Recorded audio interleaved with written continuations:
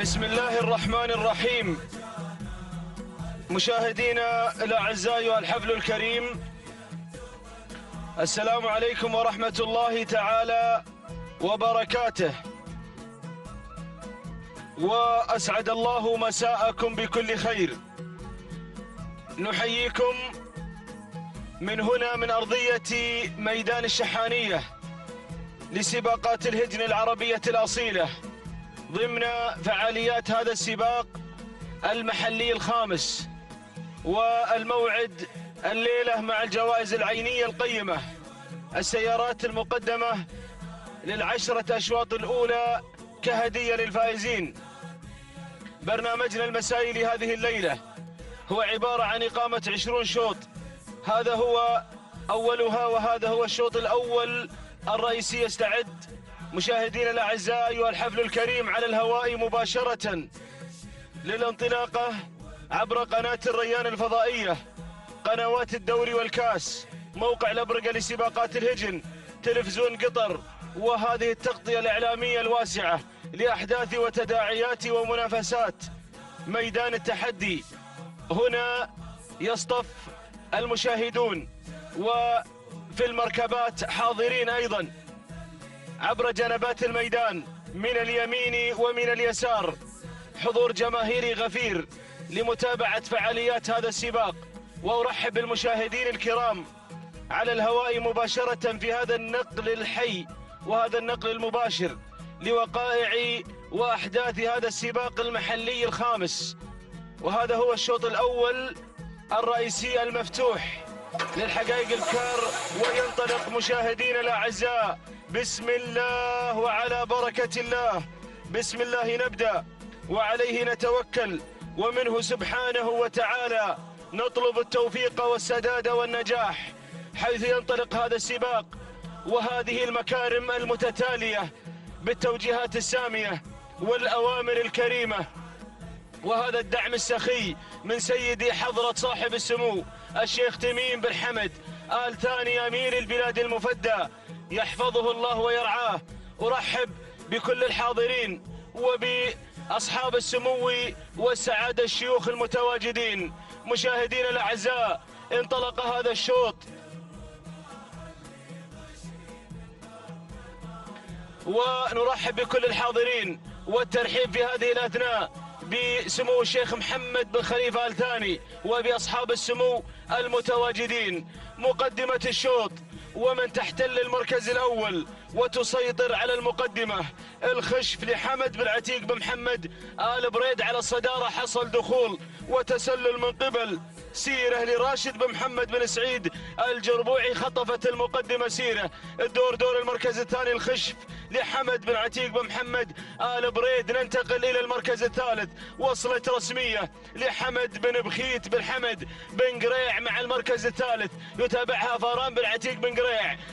دور المركز الرابع، ومن تتقدم زمزمة لراشد بن صالح بن هزاع العذبة مع المركز الرابع، بينما دور المركز الخامس في هذا الشوط المفتوح.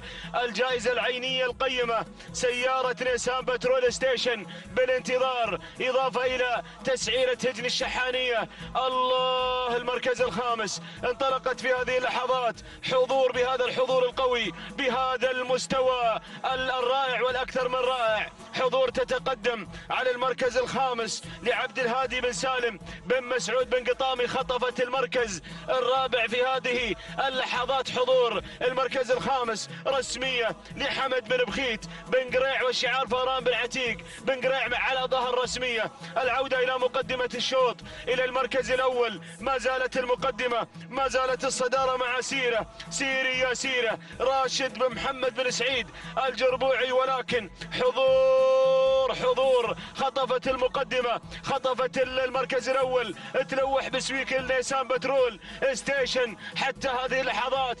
لوحت حضور ما شاء الله تبارك الله بهذا المرواح، مرواح السعد. يا وجه السعد يا حضور، يا وجه السعد، كيلوين عن خط النهاية وحضور ترقص على الكادر الفوقاني على الهواء مباشرة في هذا الشوط المفتوح. أقوى أشواط الحقائق في اليوم وفي الليلة مع حضور حتى هذه اللحظات. تنطلق حضور لعبد الهادي بن سالم بن مسعود بن قطامي، بن قطامي حاضر مع أقوى الأسماء الليلة في هذا الشوط المفتوح. المركز الثاني تتقدم في المركز الثاني زمزمة لراشد بن صالح بن هزاع العذبة مع المركز الثاني، بينما الدور دور سيرة مع المركز الثالث. راشد بن محمد بن سعيد الجربوعي يقدم سيرة على المركز الثالث. المركز الرابع رسمية، يا سلام، فاران بن عتيق بن قريع يقدم رسمية على المركز الرابع بهذا الانطلاق الرسمي. المركز الخامس، ومن تتقدم على المركز الخامس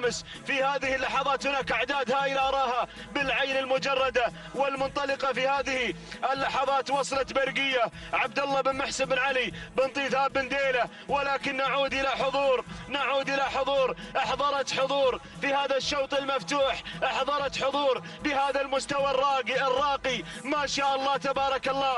1200 متر يا بن قطامي، النيسان بترول ستيشن يلوح في الافق مع حضور، ولكن رسمية وفاران بن عتيق بن قريع قادم بكل قوة مع رسمية. أحد الأسماء المرشحة لانتزاع هذا الشوط حمد بن بخيت بن قريع مع المركز الثاني. سيرة تتقدم مع المركز الثالث راشد بن محمد بن سعيد الجربوعي. شوطنا المفتوح مع حضور أو مع رسمية أو مع سيرة أو مع القادمة في هذه اللحظات. وصلت جلمودة جابر بن صالح بن علي القعود، أحد المرشحات حاصلة على المجسم قبل أيام قليلة هناك في دولة الإمارات العربية المتحدة، قادمة للمشاركة في هذا الشوط المفتوح. الله، يا سلام، حضور 600 متر الثقيلة يا راعي حضور رسمية. ولع هذا الشوط، اما سبوق تسبق الشوط لا ضاق ولا بلاش من التعب والخساره. يا فاران يا بن عتيق، اعصابك الليله هادئه يا فاران. انطلقت رسميه، ولكن جلموده الضيفه القادمه من المملكه، ضيوفنا مع المركز الثاني، ولكن راعيه الميدان بن قريع فاران بن عتيق بن قريع فاران ثبت الناموس في الميدان. الله، يا سلام، رسمية خطفت السيارة، خطفت الشوط الرئيسي. سجلوها وسجلت رسميا على انتزاع ناموس الحقائق. الشوط المفتوح شحاني يمسي في الشحانية مع بن قريع. سلام يا رسمية، سلام، تهانينا والناموس لفاران بن عتيق بن قريع على فوز رسمية واختطافها للشوط المفتوح. المركز الثاني وصلت جلمودة لجابر بن صالح بن علي القعود. المركز الثالث حضور عبد الهادي بن سالم بن قطامي. المركز الرابع ند حصلت على المركز الرابع علي بن صالح بن سالم القوز. المركز الخامس سيرة لراشد بن محمد بن سعيد الجربوعي. تهانينا والناموس نزفها على الهواء مباشرة لمالك رسمية حمد بن بخيت بن حمد بن قريع، والتهاني لمالك رسمية أيضا ومضمرها فاران بن عتيق بن قريع، ولعلي بن حمد التويجر، وللفريق الفني المتابع لرسمية اليوم في هذا الشوط الأول الرئيسي المفتوح. وسلام يا رسمية، سلام. التوقيت الزمني 6 دقائق بدون ثواني 37 جزء من الثانية. سلام يا رسمية، سلام. تهانينا والناموس لحمد بن بخيت بن قريع ولفاران بن عتيق بن قريع. المركز الثاني وصلت في المركز الثاني جلمودة قطعت المسافة في 6 دقائق ثانية واحدة 81 جزء من الثانية هذه، والناموس لمالك جلمودة جابر بن صالح بن علي القعود، وهي حاصلة على مجسم قبل أيام قليلة المركز الثالث. ومن وصلت في المركز الثالث حضور 6 دقائق ثانيتين 7 أجزاء من الثانية تهاني والناموس لعبد الهادي بن سالم بن مسعود بن قطامي. تهانينا والناموس لجميع الفائزين. تتواصل الأشواط الأولى، الأشواط الرئيسية. وفي هذا المساء انتهى شوط البكار المفتوح، وبانتظار انطلاقة شوط القعدان الرئيسي المفتوح. وأرحب بالزميل مطلق بن علي العنزي.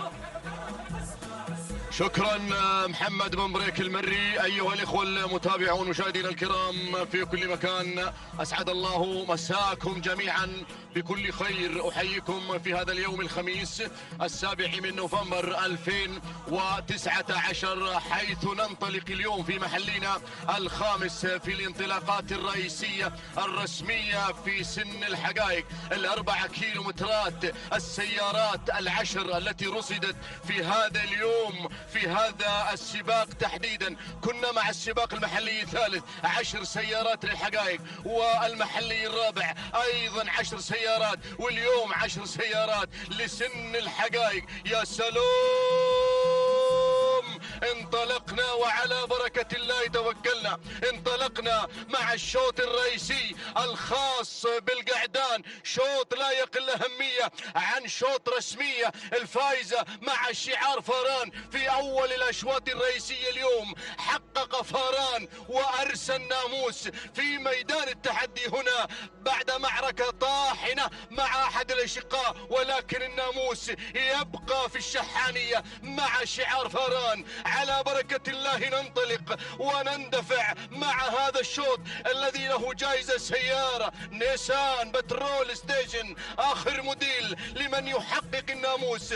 المقدمة مع مقدام على المركز الأول، حمد بن محمد بن سالم بن جهويل على المركز الأول يقود الأسماء، يندفع في المركز الأول، ولكن ماجوب بالشعار الشراب ينطلق في هذا المسار. حمد بن محمد بن علي الشراب المري على المركز الثاني. المركز الثالث يعز الجيش على المركز الثالث. سالم بن فهيد بن براك بن فهيد على المركز الثالث، والشعار الزعبي على المركز الرابع مع نبراس. على المركز الرابع سعيد بن راشد بن عبد الله الزعبي. المركز الخامس يصل شعار الامبراطور على المركز الخامس، وهذا هو الفارق.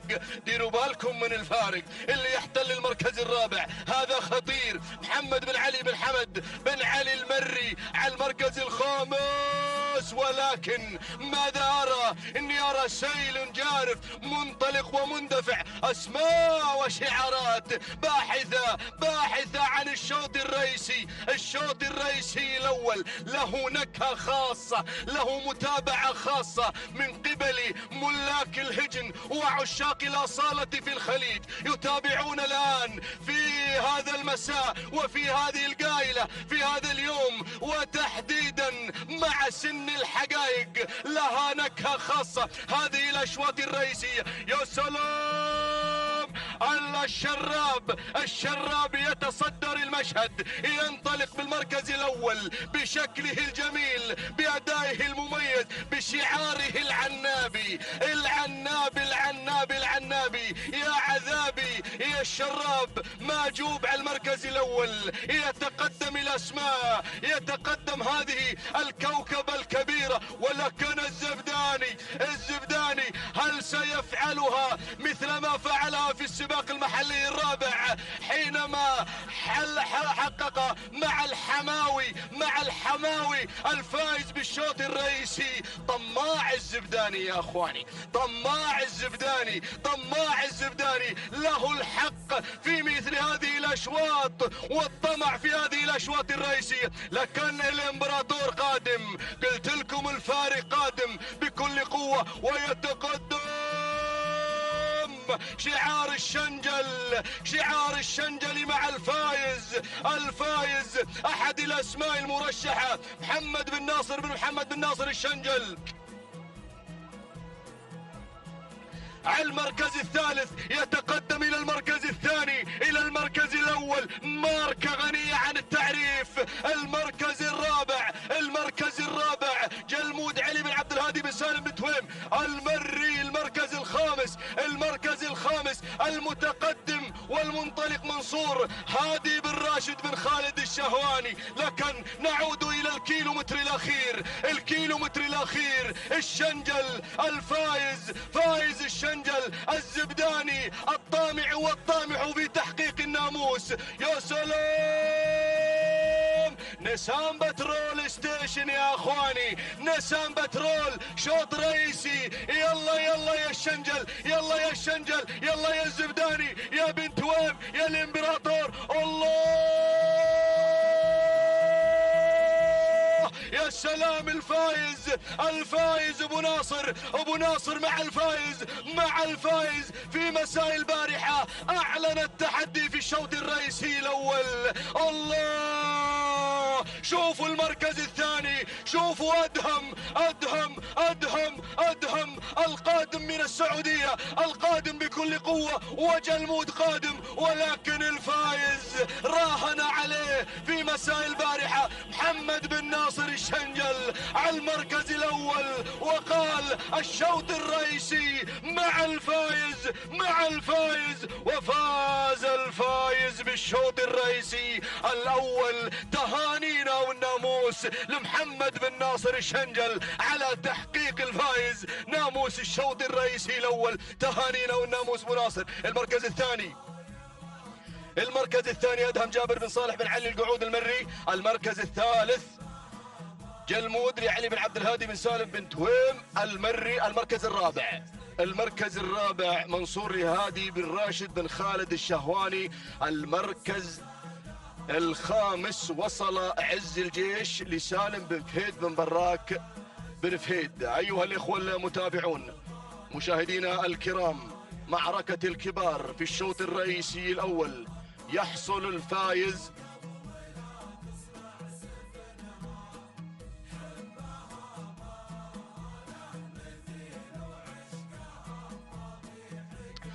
حقق الفائز ناموس الشوط الرئيسي الأول كما قال محمد بن ناصر الشنجل. الفائز في الشوط الرئيسي الأول يحضر هذا الشعار محققا وفائزا ومنتصرا 5 دقائق 57 ثانية و87 جزء من الثانية. هذا هو الفائز بشعار محمد بن ناصر بن محمد بن ناصر الشنجل. تهانينا لابو ناصر على هذا الفوز المستحق. المركز الثاني أدهم لجابر بن صالح بن علي القعود المري. التوقيت الزمني 6 دقائق بدون ثواني 44 جزء من الثانية. تهانينا والناموس. المركز الثالث جلمود. التوقيت الزمني كما تتابعون 88 جزء من الثانية و6 دقائق. أيضا التوقيت الزمني 6 دقائق بدون ثواني 88 جزء من الثانية هو توقيت صاحب المركز الثالث. تهانينا والناموس للجميع. تتواصل مشاهدينا الأعزاء والحفل الكريم منافسات هذا المساء على الهواء مباشرة، حيث ينطلق شوطنا الثاني الخاص بفئة الحقائق البكار، وتتواصل الجوائز العينية القيمة السيارات المقدمة للفائزين في مساء هذا اليوم. نتقدم بالتهاني لكل الفائزين معنا في الأشواط الماضية، ونتجه مشاهدينا الكرام أيها الحفل الكريم لنتعرف على المراكز المذاعة والمسموح لها بالنداء والإذاعة في هذا الشوط وجائزته العينية نيسان بترول ستيشن اكس اي، بانتظار الفائزة بالمركز الأول ومالك جديد أيضا سيفوز معنا في هذا المساء. مقدمة الشوط ومن تحتل المركز الأول. نشهد في هذا المساء أشواط نارية هنا على أرضية ميدان التحدي، أشواط قوية للغاية. المركز الأول تتقدم الحذرة لمحمد بن علي بن حمد بن قريع مع مقدمة الشوط ومع الصدارة. حصل دخول وتسلل عليها من قبل مكيدة لحمد بن راشد الزقيبة، خطفت المقدمة. دور المركز الثالث غزلان لراشد بن سالم بن حمد آل سنيد مع المركز الثالث، وتقدمت بدورها لتنتزع المركز الأول. المركز الثاني في هذه اللحظات تغيير على صدارة الشوط وعلى المقدمة من شعار الآل بريس في هذه اللحظات اللي على المركز الثاني من خلال الشعار، بينما شعار بن حلفان على ما يبدو المركز الثالث.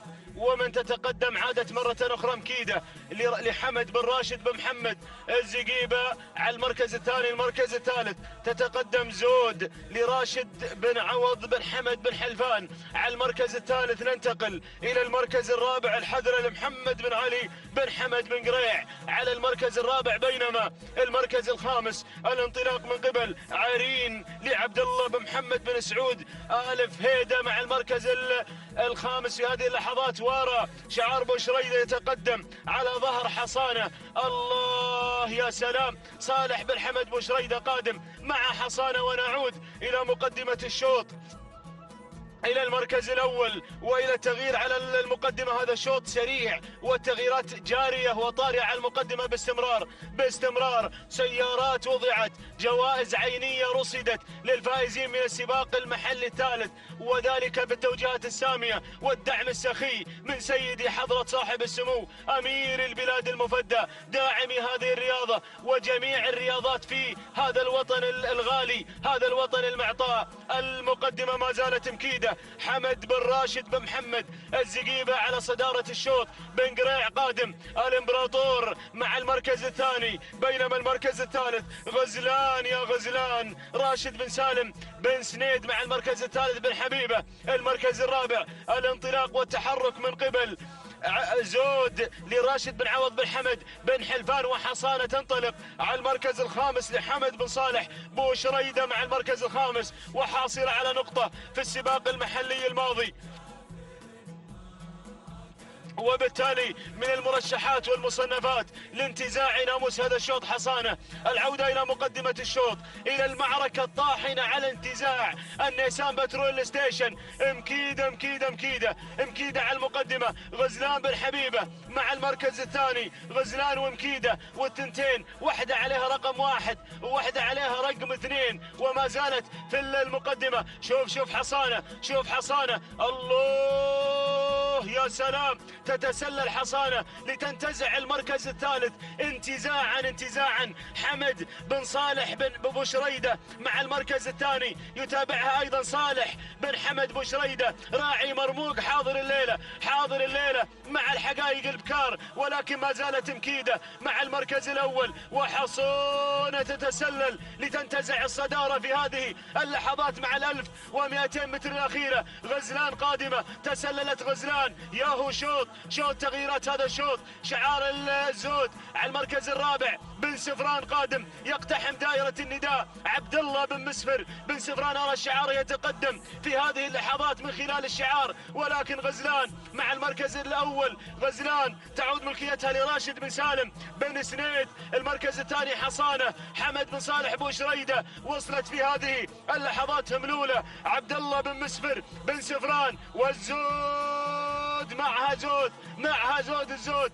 800 متر الأخيرة. غزلان ما زالت على المقدمة، غزلان ما زالت على الصدارة مع المركز الأول. بن حبيبة بن سنيد مع الصدارة. فرت غزلان وانطلقت بسويق النيسان بترول الستيشن. بن سفران قادم، هملولة قادمة مع المركز الثاني. النيسان بترول الستيشن لمن من هؤلاء المضمرين، وأيضا الزود على المركز الثالث. وانطلقت مكيدة. الله يا سلام، تحرك الزقيبة على صعيد المركز الثالث على الثاني، ولكن غزلان انطلقت كالغزلان. واصلة مكيدة غزلان ومكيدة. معركة هذا الشوط، معركة النيسان مع غزلان أو مكيدة تتسلل لتنتزع السيارة، لتنتزع المركز الأول. تصمد غزلان، ولكن مكيدة الزقيبة. حمد بن راشد بن محمد الزقيبة، أشكرك يا الزقيبة على هذه المواصيل التي وصلت إليها. مكيدة النيسان بترول الستيشن مع مكيدة. تهانينا والناموس على هذا الفوز المستحق. المركز الثاني غزلان لراشد بن سالم آل سنيد. المركز الثالث زود احتلت المركز الثالث لراشد بن عوض بن حمد بن حلفان. المركز الرابع هملولة لعبد الله بن مسفر بن سفران. المركز الخامس وصلت الهنوف لغازي بن محمد بن حبيب العتيبي. تهانينا والناموس لمالك مكيده حمد بن راشد بن محمد الزقيبة، من احتلت المركز الأول وانتزعت السيارة النيسان بترول ستيشن. تهانينا والناموس 6 دقائق ثانية واحدة 99 جزء من الثانية. تهانينا والناموس لمالك مكيدة حمد بن راشد بن محمد الزقيبة، المركز الثاني غزلان 6 دقائق ثانيتين 32 جزء من الثانية، أيضا ما قصرت غزلان، قدمت عبد تشكر عليه. تهانينا لراشد بن سالم آل سنيد، المركز الثالث وصلت فيه زود، قطعت المسافة في 6 دقائق 4 ثواني 10 أجزاء من الثانية. تهانينا لمالك زود راشد بن عوض بن حمد بن حلفان. تهانينا والناموس. بسم الله الرحمن الرحيم. مجددا متابعينا مشاهدينا الكرام، أعود مع حضراتكم في انطلاقة من انطلاقات الخير والبركة بعد أن أشكر زميلي محمد بن بريك في هذا المسار الرابع ضمن الأشواط الرئيسية في هذا الميدان، ميدان التحدي، حيث انطلق قبل لحظات شوطنا الرابع الخاص بالقعدان. جائزة الشوط سيارة نيسان بترول ستيشن، جوائز نقدية قيمة حتى المركز العاشر، وانطلاقة موفقة إن شاء الله لهذه المجموعة الكبيرة من القعدان. والمركز الأول دخان على المركز الأول، محمد بن صالح بن حمد آل قمرة النابت على المركز الأول، يقود الأسماء، يندفع في صدارة ومقدمة الشوط مباشرة إلى المركز الثاني. هناك صايب على المركز الثاني، شعار بن عقيل، محمد بن طالب بن مسلم بن عقيل آل نابت أيضا على المركز الثاني. المركز الثالث شعار الإمبراطور على المركز الثالث، وهذا هو الأسد ينطلق بشعار علي بن حمد بن مخيت بن قريع المري على المركز الثالث. رابعا الشعار العنابي المنطلق والمندفع هناك على المركز الرابع، يتدخل وينطلق مذهل فهد بن راشد بن علي السلعان المري على المركز الرابع. المركز الخامس اختم ندائي مع الجاج بشعار عيسى بن ناصر بن عيسى بن طوار الكواري على المركز الخامس. مجموعة انطلقت واندفعت، ولكن الناموس السيارة نيسان بترول ستيشن يا اخواني عند خط النهاية. 10 سيارات اليوم ويوم الغد ايضا في الفترة المسائية لسن اللقاية. 10 سيارات بعد 10 سيارات ان شاء الله في الفترة المسائية بإذن الله في يوم الغد. هذه النتيجة متابعينا. نعود إلى المركز الأول إلى صدارة ومقدمة صايب على المركز الأول، محمد بن طالب بن مسلم بن عقيل آل نابت على المركز الأول، يقود الأسماء، ينطلق ويندفع. راحت 2 كيلومترات يا بن عقيل، ارتاح الآن. 2 كيلومترات راحت، وعندنا 2 كيلومترات أخيرة عن خط النهاية وعن الناموس. يا سلام يا له من ناموس في ميدان التحدي، ونحن أيضا مقبلين على ركض أيضا المؤسس القادم إن شاء الله في 30 من نوفمبر. خلاص اقتربت الأشواط الرئيسية والرموز والأشواط والجوائز النقدية وأيضا العينية. الله، الكل حاضر في ميدان التحدي في هذا الموسم تحديدا. الحضور غير، الأعداد هائلة والحضور غير من أبناء الخليج. مرحبا بهم، مرحبا بكل عشاق الأصالة في الخليج وفي الوطن العربي الكبير. نعود لمجريات شوطنا. 1.5 الكيلو عن خط النهاية.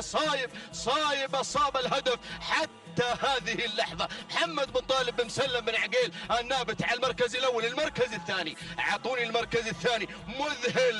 مذهل فهد بن راشد بن علي آل سلعان المري على المركز الثاني. الإمبراطور يحاول خطف أحد السيارات اليوم. الإمبراطور قادم مع الأسد. كشر عن أنيابك يا الأسد. يلا اليوم سيارة يا الأسد. المركز الثالث ناصي صالح بن حمد بن سالم النابت المري على المركز الثالث. المركز الرابع الأسد بالشعار الإمبراطوري. المركز الخامس الزاهي جابر بن صالح بن علي القعود المري القادم من السعودية. لكن نعود إلى أبناء الشحانية. يلا يلا يلا الناموس في الشوط الرئيسي الأول، الابكار والقعدان مع أبناء الشحانية. يلا يا بن عقيل، حافظ يا بن عقيل، حافظ يا راعي صويب. اطمئن اطمئن، لازلنا مع اجواء الكيلومتر الاخير.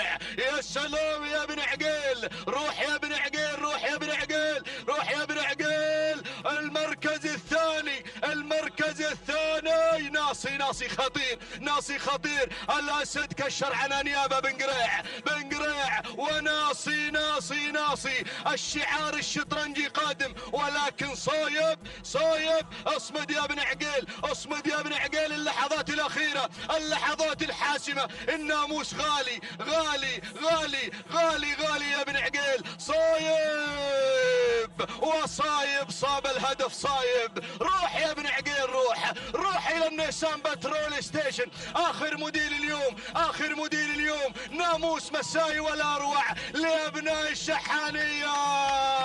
حيوا بن عقيل، حيوا راعي صايب، حيوا. هذا هو صايب، اصاب الهدف في هذا الشوط محققا وفائزا بشعاره محمد بن طالب بن مسلم بن عقيل النائب التهانينا والناموس.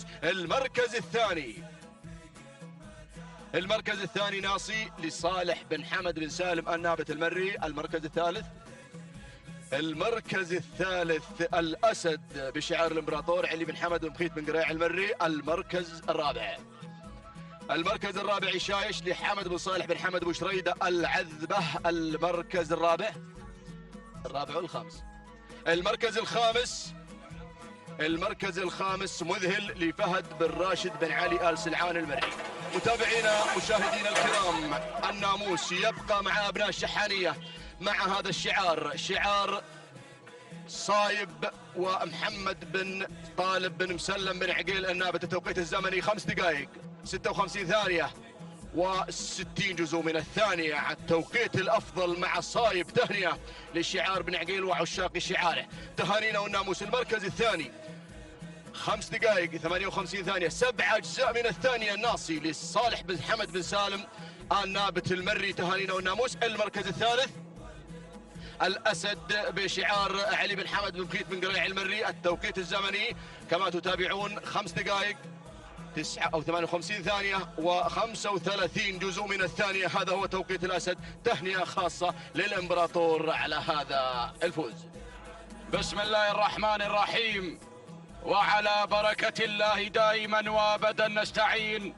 متابعينا مشاهدينا الكرام، على بركة الله وتوفيقه ينطلق شوطنا الخامس للحقائق الابكار. وجائزة هذا الشوط نيسان باترول ستيشن من مسافة 4 كيلومترات. انطلقت هذه الأسماء، اندفعت هذه الشعارات لتزين أرضية هذا الميدان. أتقدم مباشرة مع المركز الأول، أتقدم مع هواجيس عبد الله بن حمد بن طويرش الوهيبي. يقدم لنا هواجيس أبناء السلطنة حاضرون في هذا المساء، ولكن التغيير من قبل العانس نايف بن مبخوت بن حمد آل فهيد المري. يقدم لنا العانس مع المركز الأول، غيرت وانطلقت مع الصدارة. المركز الثالث تصل في ثالث الأسماء، تنطلق مع المركز الثالث بالشعار الشطرنجي. تتقدم نمشة لصالح بن راشد بن محمد الزقيبة. يقدم لنا نمشة على ثالث الأسماء. المركز الرابع تصل في هذه اللحظات الطامح والطامع في هذا الشوط. تتقدم بشعار الشراب محمد بن علي الشراب. يقدم لنا الطامح على رابع الأسماء. خامس المراكز تصل حلم مع المركز الخامس حمد بن محمد بن علي بن محمد الجرحب. يقدم لنا حلم على خامس المراكز. هكذا كانت النتيجة. متابعينا مشاهدينا الكرام للخمسة المراكز المتقدمة، للخمسة المراكز المنطلقة. أعود مع المركز الأول، أعود مع العانس نايف بن مبخوت بن حمد آل فهيد المري. يقدم لنا العانس على أول الأسماء، ولكن أبناء السلطنة تصل في هذه اللحظات. تتقدم هواجيس، يتقدم عبد الله بن حمد بن طويرش الوهيبي. يقدم لنا هواجيس على ثاني الأسماء، يتقدم بهذا الشعار المركز الثالث. تصل حلم بشعار الجرحب، يقدم لنا حلم حمد بن محمد بن علي بن محمد الجرحب. يصل مع ثالث الأسماء، يصل مع حلم رابع التحديات. يتقدم شعار الشراب كي يقدم لنا الطامح محمد بن علي الشراب. يصل مع رابع الأسماء المركز الخامس. تصل في هذه اللحظات الغزيل سعيد بن سالم بن سريد الدعية، يتقدم مع خامس الأسماء. ولكن أعود مع المركز الأول، أعود مع هواجيس. هواجيس غيرت وانطلقت مع الصدارة، سحبت بساط المركز الأول. الله، عبد الله بن حمد بن طويرش الوهيبي يقدم لنا هواجيس. يتقدم الوهيبي على أول الأسماء، يتقدمون أبناء السلطنة أبناء عمان على أول الأسماء.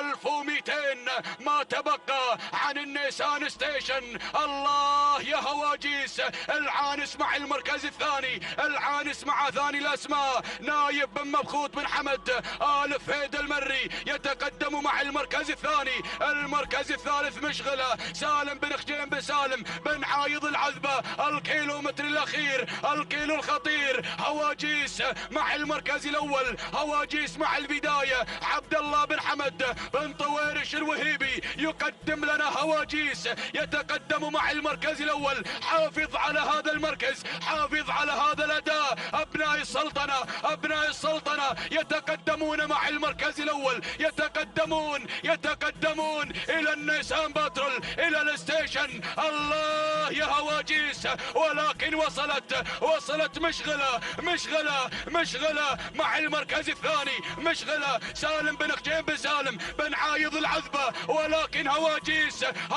يا بن طويرش، هواجيس يا عبد الله بن حمد بن طويرش الوهيبي يقدم لنا هواجيس على أول الأسماء، على أول التحديات. النيسان غادر إلى أبناء السلطنة، إلى أبناء السلطنة، إلى أبناء عمان. ولكن الزقيبة واصل مع تهديد مع المركز الثاني. راشد بن محمد بن عبد الله الزقيبة يقدم لنا تهديد. اللحظات الأخيرة، الأمتار الأخيرة. هواجيس تهديد هواجيس تهديد الأمتار الأخيرة، اللحظات الأخيرة. ولكن سلام يا السلطنة، سلام يا أبناء عمان، سلام. تهانينا والناموس لمالك هواجيس. عبد الله بن حمد بن طويرش الوهيبي المركز الثاني تهديد. راشد بن محمد بن عبد الله الزقيبة المري المركز الثالث سطر. راشد بن حمد بن راشد المري المركز الرابع. المركز الرابع مشغلة سالم بن خجيم بن سالم العذبة المركز الخامس. ندى سعيد بن عبيد بن سعيد بن رشدان. إذا متابعينا مشاهدينا الكرام تهانينا والناموس لمالك هواجيس عبد الله بن حمد بن طويرش الوهيبي. من قدم لنا هواجيس القادم من السلطنة. التوقيت الزمني 6 دقائق بدون أي ثواني، 86 جزء من الثانية. تهانينا والناموس المركز الثاني تهديد. راشد بن محمد بن عبد الله الزقيبة المري 6 دقائق ثانية، 28 جزء من الثانية المركز الثالث. سطر راشد بن حمد بن راشد المري 6 دقائق 3 ثواني، 64 جزء من الثانية. تهانينا والناموس للجميع. بسم الله الرحمن الرحيم. بسم الله نبدأ وبه نستعين ومنه دوما نطلب التوفيق والسداد والنجاح. مشاهدينا الكرام متابعينا في كل مكان، أسعد الله مساكم بكل خير وبركة. نرحب بكم من هنا من أرضية ميدان الشحانية في هذا السباق المحلي الخامس، وفي انطلاقات ومنافسات أشواط الحقائق في هذا المساء. على بركة الله مشاهدينا الكرام، ينطلق سادس أشواطنا، شوط خاص بالقعدان الحقائق، والمسافة هي 4 كيلومترات.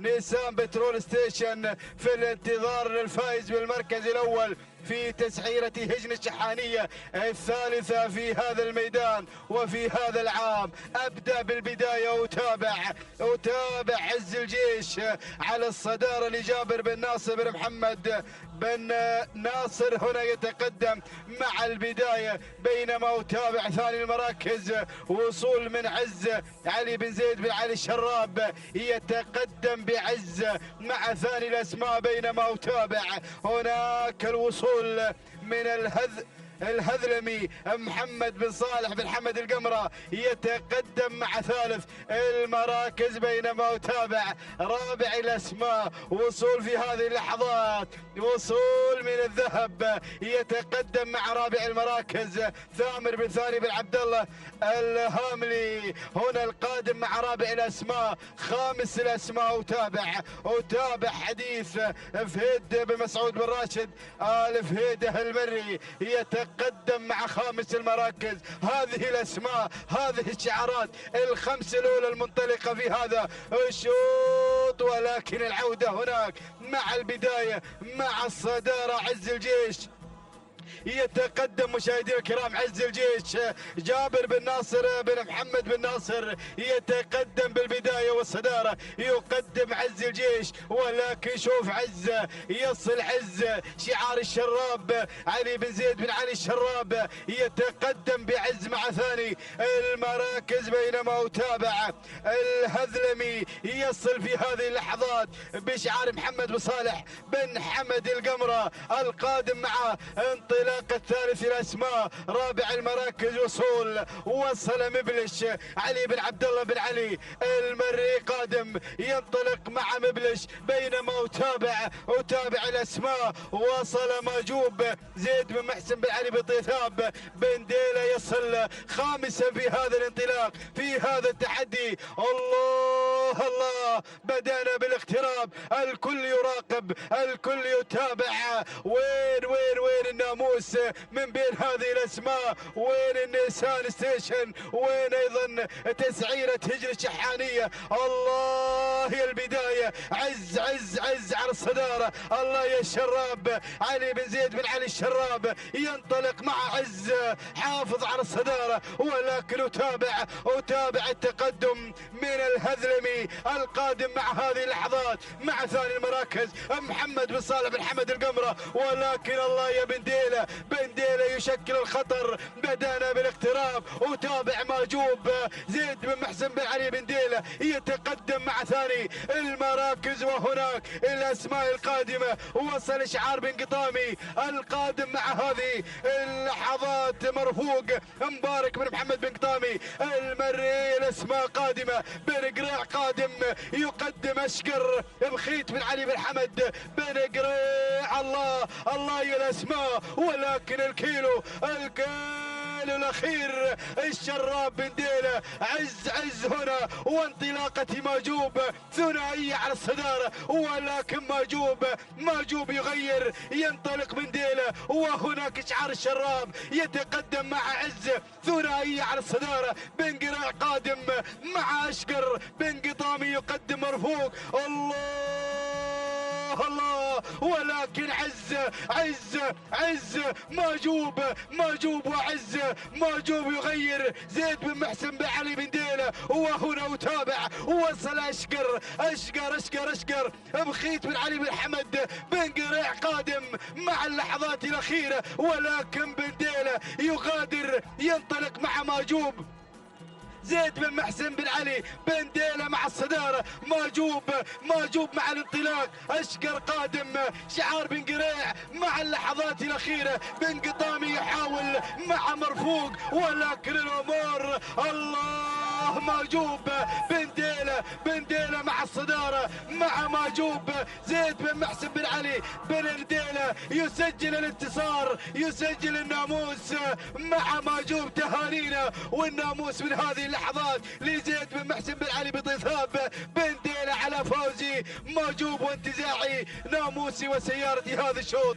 ثاني المراكز وصل أشقر بخيت بن علي بن حمد المري. ثالث المراكز كان الوصول من مرفوق مبارك بن محمد بن قطامي ألف بيد المري. ورابع المراكز الحذر سعيد بن عبيد بن سعيد بن رشدان. وخامس المراكز وصل عز علي بن زيد بن علي الشراب. هكذا كانت النتيجة مشاهدينا الكرام. تابعنا سادسي أشواط هذا المساء وأتى معجوب لينتزع هذا الناموس ليهدي شعار بن ديلة هذا الفوز والانتصار.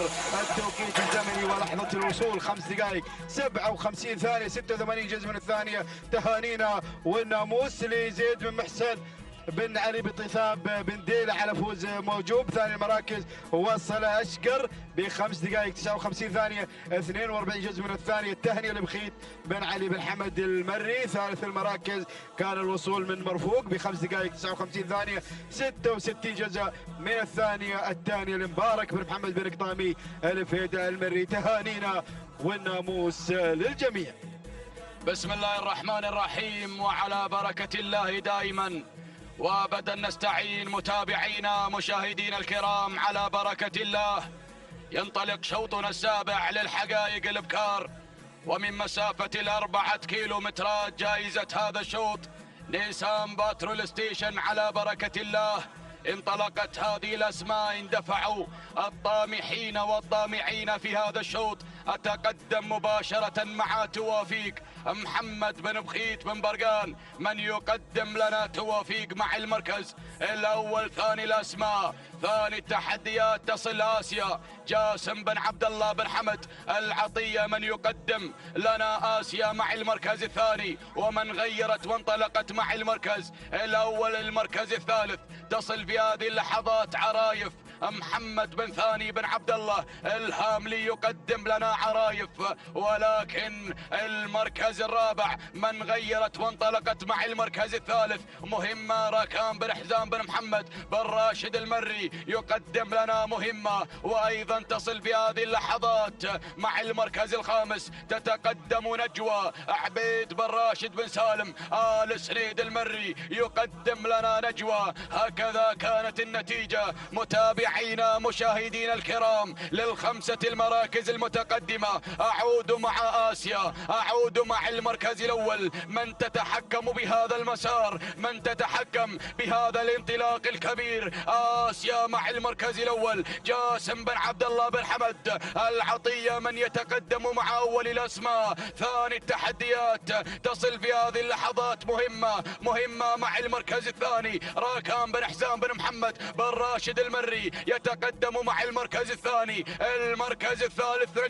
نجوى مع المركز الثالث عبيد بن راشد بن سالم آل سنيد المري من يصل مع نجوى على ثالث الأسماء. المركز الرابع تتقدم توافيق، يتقدم محمد بن بخيت بن برقان المري يصل مع توافيق على رابع الأسماء. خامس المراكز، خامس التحديات تصل في هذه اللحظات شور مع المركز الخامس تتقدم بشعار محمد بن علي بن حمد بن علي المري. وأيضا تصل شتان، تتقدم شتان خالد بن عبد الله بن راشد الزعبي يقدم لنا شتان. حافظ على هذا المركز، الله يا شتان. أعود مع المركز الأول، أعود مع البداية. من تتقدم مع المركز الأول مهمة مع المركز الأول راكان بن حزام بن محمد بن راشد المري يقدم لنا مهمة على أول الأسماء. الله الله يا مهمة، الله يا مهمة. تتقدم بهذا الانطلاق الكبير راكان بن حسام بن محمد بن راشد المري. ثاني الأسماء تصل آسيا، تتقدم آسيا. جاسم بن عبد الله بن حمد العطية يقدم لنا آسيا مع المركز الثاني. المركز الثالث نجوى عبيد بن راشد بن سالم آل سريد المري يصل مع المركز الثالث. المركز الرابع تصل شور محمد بن علي بن حمد بن علي المري يقدم لنا شور على رابع التحديات. والمركز الخامس خامس الأسماء تتقدم بهذا الانطلاق، تتقدم شتان خالد بن عبد الله بن راشد الزعبي يقدم لنا شتان. الله الله، أعود مع مهمة، أعود مع مهمة. الكيلو متر الأخير، الكيلو الخطير، الكيلو المثير، كيلو ما بين المضمرين، كيلو ما بين العمالقة. الله الله الله يا مهمة. راكان بن حسام بن محمد بن راشد المري يقدم لنا مهمة، ولكن القادمة تصل في هذه اللحظات آسيا جاسم بن عبد الله بن حمد العطية، وأيضا مهابة مهابة مهابة مع المركز الثالث. عتيق بن فران بن محمد بن قريع يقدم لنا مهابة، وأيضا سيوف سيوف سيوف سيوف غيرت وانطلقت مع المركز الأول، فرقت الصفوف، انطلقت مع الصدارة. الله يا سيوف. ناصر بن عبد الهادي بن صالح آل جفران المري يقدم لنا سيوف. القادم من المملكة العربية السعودية يقدم لنا سيوف مع المركز الأول، معروفة في حضور الهجن سباقة، واللي حضر شوطها حاضر يراقبها. الله يا سيوف تتقدم مع المركز الأول، تتقدم بهذا الانطلاق الكبير. النيسان مع سيوف. محمد بن ثاني بن عبد الله الهاملي المركز الرابع، توافيق محمد بن بخيت بن برقان المركز الخامس. الوذنة مسعود بن عبد الهادي بن مسعود بن قطامي من قدم لنا الوذنة مع المركز الخامس. تهانينا والناموس متابعينا مشاهدينا الكرام لمالك سيوف ناصر بن عبد الهادي بن صالح آل جفران المري من قدم لنا سيوف، ومن ظفرت في شوط النيسان باترول ستيشن. التوقيت الزمني التوقيت 5 دقائق 57 ثانية، 3 أجزاء من الثانية. توقيت مميز، توقيت سيوف. تهانينا والناموس المركز الثاني. آسيا جاسم بن عبد الله بن حمد العطية 6 دقائق ثانيتين 35 جزء من الثانية. توقيت آسيا من حققت المركز الثاني. المركز الثالث عرايف محمد بن ثاني بن عبد الله الهاملي 6 دقائق 5 ثواني 25 جزء من الثانية. تهانينا والناموس للجميع. بسم الله الرحمن الرحيم، بسم الله نبدأ مشاهدينا الكرام، ويتجدد اللقاء في منافسات هذا المساء وتحديات هذه الأشواط الرئيسية على بركة الله. مشاهدينا الكرام ينطلق شوطنا الثامن، شوط خاص بالقعدان، جوائز عينية سيارات نيسان بترول ستيشن للفائز بالمركز الأول.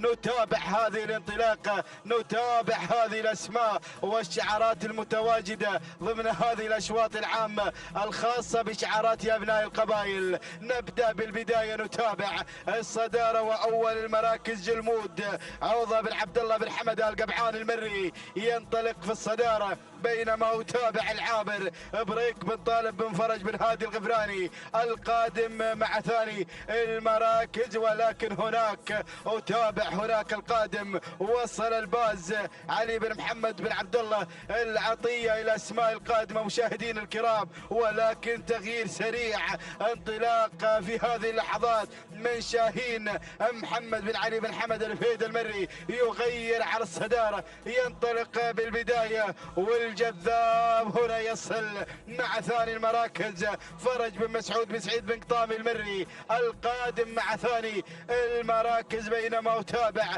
التقدم في هذه اللحظات من الباز علي بن محمد بن عبد الله العطية يتقدم مع ثالث المراكز، بينما أتابع رابع الأسماء العوهلي يصل لراشد بن حمد بن راشد المري مع رابع المراكز خامس الاسماء. وتابع الاسم القادم في هذه اللحظات وصول من بارود راشد بن مبارك بن زايد المطوع الخيارين يصل مع خامس المراكز. هذه الاسماء، هذه الشعارات المتقدمه في هذا التحدي في منافسات سن السرعه، سن الحقائق. ال2 كيلومترات قطعناها وجاوزناها، والعوده هناك دائما مع البدايه مع شاهين محمد بن علي بن حمد الفيده المري ينطلق بالصداره، ينطلق بالبدايه. بن قطامي قادم يقدم الجذاب فرج بن مسعود بن سعيد بن قطامي، ولكن من الجانب الاخر وتابع الوصول.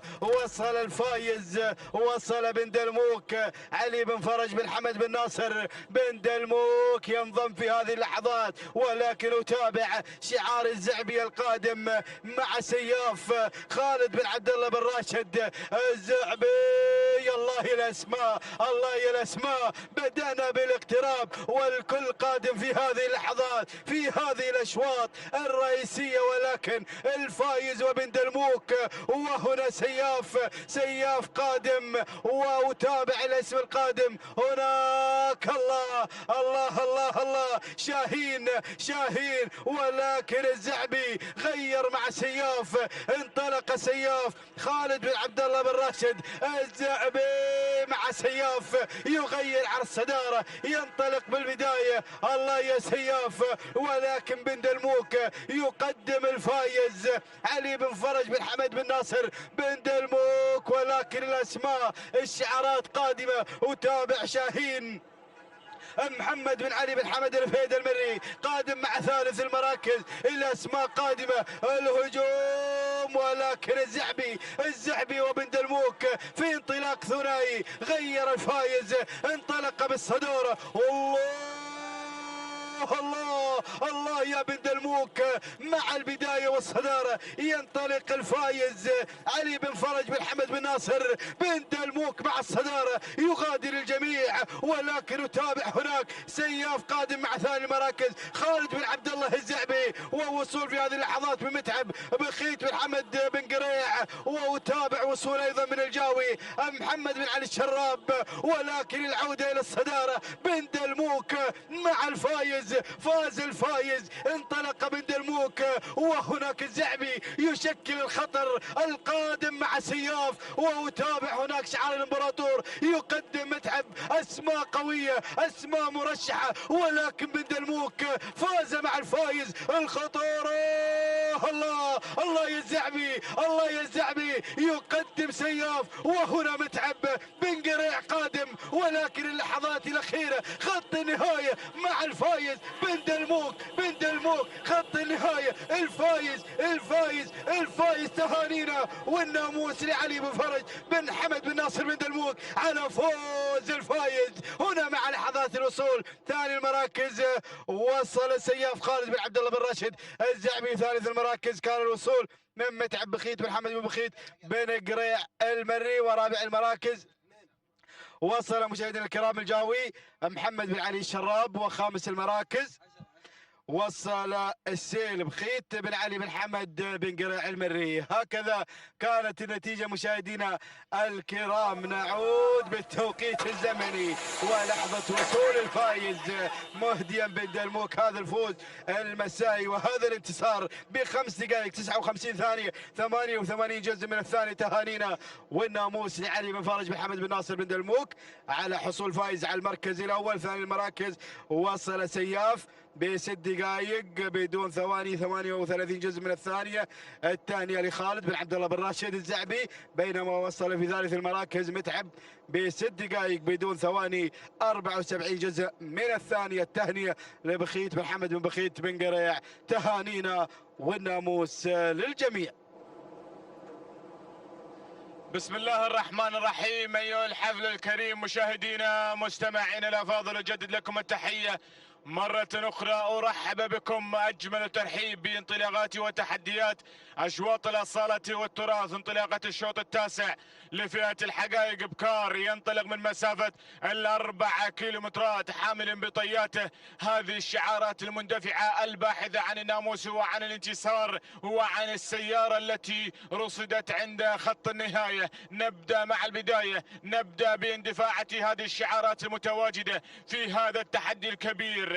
أول المراكز تتواجد همس لجابر بن سالم بن جابر بن علي المري يتواجد منطلق مع البداية، بينما المركز الثاني شعار بن برقان الصارم هنا يتواجد بمشاركة مودة محمد بن بخيت بن برقان بن مقارح المري يتواجد مشاركا في هذا التحدي بتواجد مودة على المركز الثاني. المركز الثالث يتابع اسعفة لراشد بن سعيد بن راشد آل سنيد المري مشاركا في تحديات هذا الشوط على المركز الثالث. المركز الرابع القادمة والمتواجدة بهجة لراشد بن محمد بن صالح الراشدي يشارك مع بهجة على المركز الرابع، بينما هنا من بدأ تتسلل إلى المركز الرابع تتواجد مرغوبة علي بن محمد بن علي الشيبي المري يتواجد مع مرغوبة على المركز الرابع. المركز الخامس القادمة هنا العنود مسفر بن مبارك بن مسفر الشهواني يتقدم مشاركا في هذا التحدي وبمشاركة وتحديات العنود على المركز الخامس. هذه نتيجة مشاهدينا مستمعينا الافاضل للخمس المراكز الاولى المتواجدة المسيطرة على دائرة النداء والاذاعة. باول نداء تمت على مسامعكم بالوفاء والتمام. هنالك سيارة تنتظر عند خط النهاية، احدى هذه الاسماء الكبيرة والنجوم الساطعة في هذه الامسية التراثية المتميزة المتواجدة في هذا العالم الساحر، مع هذه الشعارات الجميلة التي تشارك في هذه المنافسة المميزة. نعود مباشرة مع صراع البداية وصراع المقدمة الصارم. هنا محمد بن برقان بن مقارح متواجد مع مودة تتسلل مباشرة الى الصدارة، باحثة عن الانتصار، باحثة عن الناموس، باحثة عن السيارة، بمتابعة احد الشباب الخبراء المتواجدين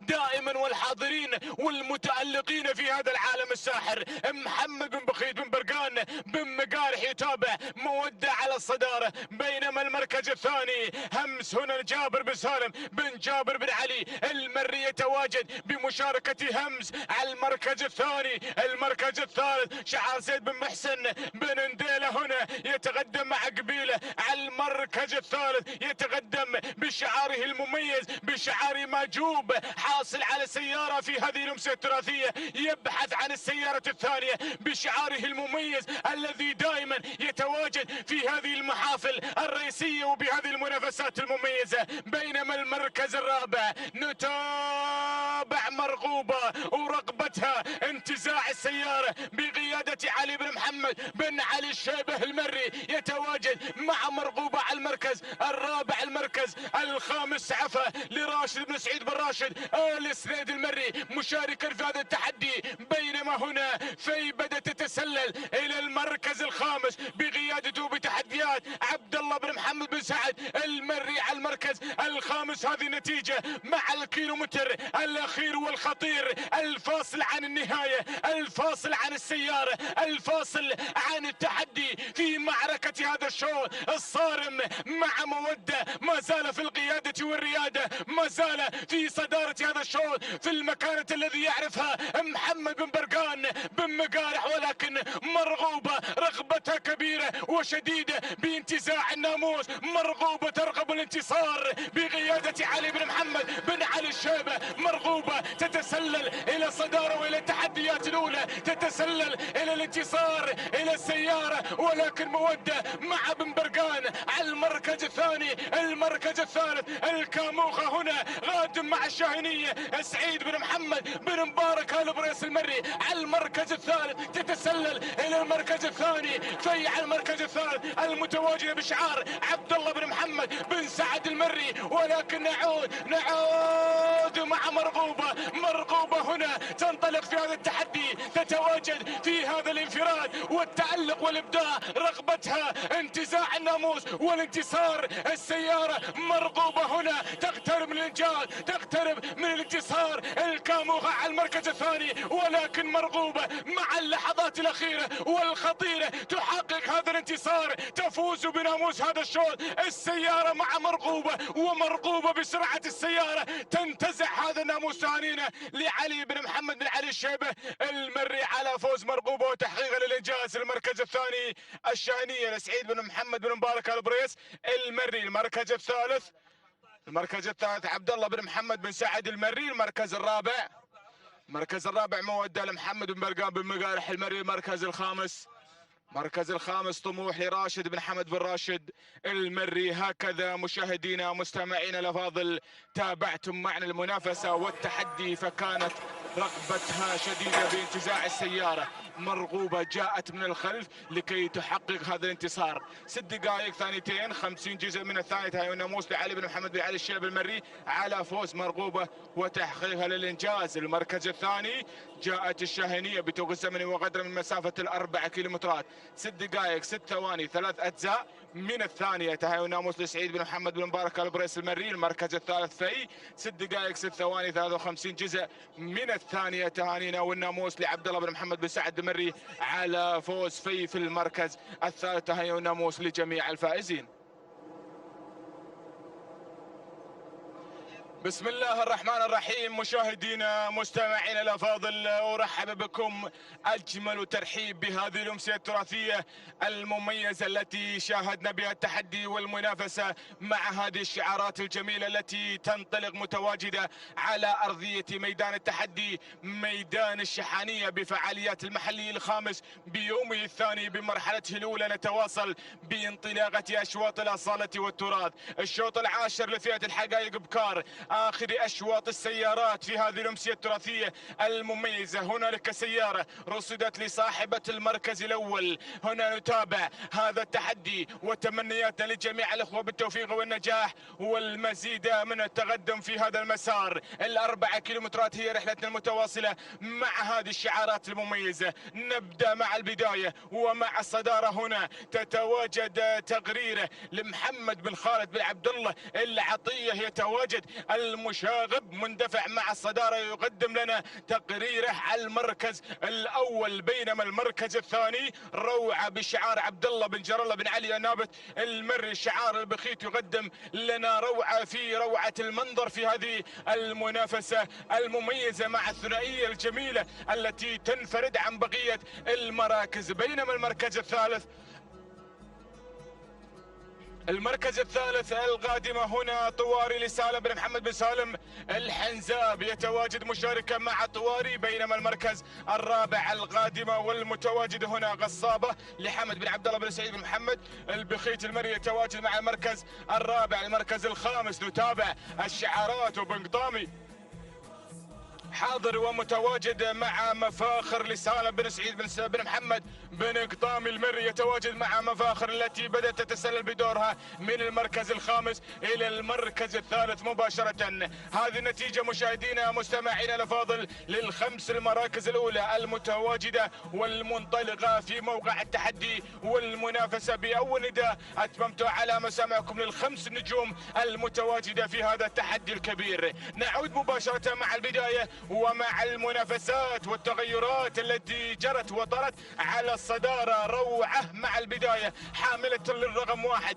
ومتواجدة في المرتبة الأولى باحثة عن هذا الانتصار الكبير. عبد الله بن جر الله بن علي النابت المري البخيت في القيادة والريادة. بينما هنا تقرير لمحمد بن خالد بن عبد الله العطية يتواجد مع المركز الثاني يراقب الموقف في هذه المنافسة المميزة مع تقريره التي تحتل المركز الثاني. المركز الثالث الثالث. الشراب غادم بن حمد هنا متواجد في هذا التحدي، متواجد في هذه المنافسة مع الرهوة لحمد بن محمد. الشراب مشاركا في هذا التحدي الكبير وبهذه المنافسة المميزة. المركز الرابع بن برقان هنا غادم بتواجد محمد بن برقان بن مقارح المري مشاركا الصارم في هذا التحدي الكبير. المركز الرابع بن قطامي غادم مع مفاخر سالم بن سعيد بن محمد بن قطامي المري على المركز الرابع. المركز الخامس نتابع المشاركة والتحدي بانطلاقة واندفاعة هذه الشعارات، بينما غصابة هي التي تحتل المركز الخامس. حمد بن عبد الله بن سعيد بن محمد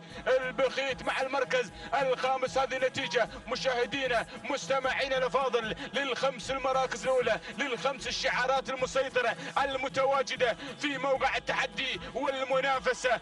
الكيلومتر الاخير، الكيلومتر الخطير مع الصدارة روعة. نعود مع روعة هذه المنافسة على أرضية ميدان الشحانية، على أرضية ميدان التحدي. السيارة يا البخيت تنتظر عند خط النهاية. هناك روعة مع الصدارة، ما زالت هي الغايدة، ما زالت هي الصامدة مع المقدمة عبد الله بن جر الله بن علي النابت المري، ولكن الرهوة غادمة بشعار الشراب. حمد بن محمد الشراب المري يتواجد باندفاعة الرهوة على المركز الثاني. الله الله الله الله الله، ثنائية تنفرد في مقدمة هذا الشوط. البخيت وبن حمد في منافسة من أجل الناموس، من أجل انتزاع السيارة الأخيرة في هذه الأمسية التراثية المميزة. روعة والهوى في منافسة شيقة في هذا التحدي الكبير، بهذه المنافسة الجميلة. نستمتع بحضور هذه الشعارات الكبيرة، ولكن روعة ما زالت صامدة، وصامد عبد الله بن جر الله بن علي النابت المري بن حمد على المركز الثاني مع الرهوة في تحديات في هذا المسار المميز، في هذه الأمسية التراثية المميزة. الله الله الله الله، روعة ما زالت في القيادة والريادة، ما زالت صامدة. الرهوة تحاول أن تنتزع الناموس، ولكن روعة مع البخيت، روعة مع البخيت، ولكن الرهوة اللحظات الأخيرة ما زالت صامدة. روعة تحقق هذا الإنجاز. تهاني وناموس لعبد الله بن جر الله بن علي النابت المري على فوز روعة وتحقيق للإنجاز. المركز الثاني وصلت الرهوة لحمد بن محمد الشراب. المركز الثالث الشهامة لجار الله بن علي بن جار الله البريد المري. المركز الرابع الفائزة لعلي بن محمد بن علي الفهيد المري. المركز الخامس غصابة لحمد بن عبد الله بن سعيد بن محمد البخيت. هكذا مشاهدينا مستمعينا الافاضل تابعتم معنا المنافسة والتحدي بانطلاقة أشواط السيارات. روعة تحقق هذا الإنجاز. 6 دقائق بدون ثواني، 75 جزء من الثانية. تهاني وناموس لعبد الله بن جر الله بن علي النابت المري على فوز روعة وحصولها على السيارة. المركز الثاني رهوة، 6 دقائق ثانية وحيدة 11 جزء من الثانية. تهاني وناموس لحمد بن محمد الشراب على فوز رهوة في المركز الثاني. المركز الثالث وصلت في المركز الثالث الشهامة، 6 دقائق 5 ثواني 32 جزء من الثالثة. وناموس لجار الله بن علي بن جار الله البريد المري على فوز الشهامة في المركز الثالث. تهاني وناموس لجميع الفائزين. بسم الله الرحمن الرحيم. مشاهدينا ومتابعينا الكرام، اسعد الله مساءكم بكل خير وبركة من هنا من ميدان التحدي، ميدان الشحانية لسباقات الهجنة العربية الأصيلة، مع انطلاقة هذا الشوط 11 الخاص للابكار.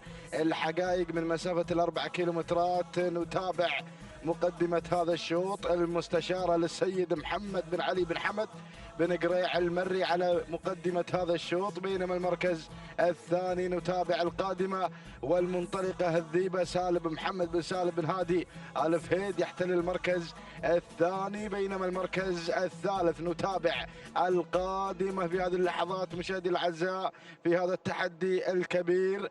جملة لتركي بن سعيد بلجبع الخيارين يتواجد على المركز الثالث، بينما المركز الرابع نتابع من الجانب الآخر الشعار الأصفر يا مخرجنا العزيز. نتابع في هذه الانطلاقات والتحديات عبر قناة الريان الفضائية الناقلة لكم أحداث وانطلاقات هذا التحدي التحدي. نتابع المركز الرابع القادمة والمنطلقة مبشرة للسيد صالح بن حمد بن صالح بشريدة العذبة المري، بينما المركز الخامس تحمل الرقم 5 وهي الظبي بشعار بن دلموك حمد بن فرج بن حمد بن ناصر بن دلموك المري على مستوى المركز الخامس. هذه النتيجة مشاهدي الأعزاء، ونعود بحضراتكم إلى مقدمة هذا الشوط إلى المستشارة مشاهدي الأعزاء تنطلق وتندفع في مقدمة هذا الشوط للسيد محمد بن علي بن حمد بن قريع المري يتواجد على الصدارة. هذه المستشارة مشاهدي الأعزاء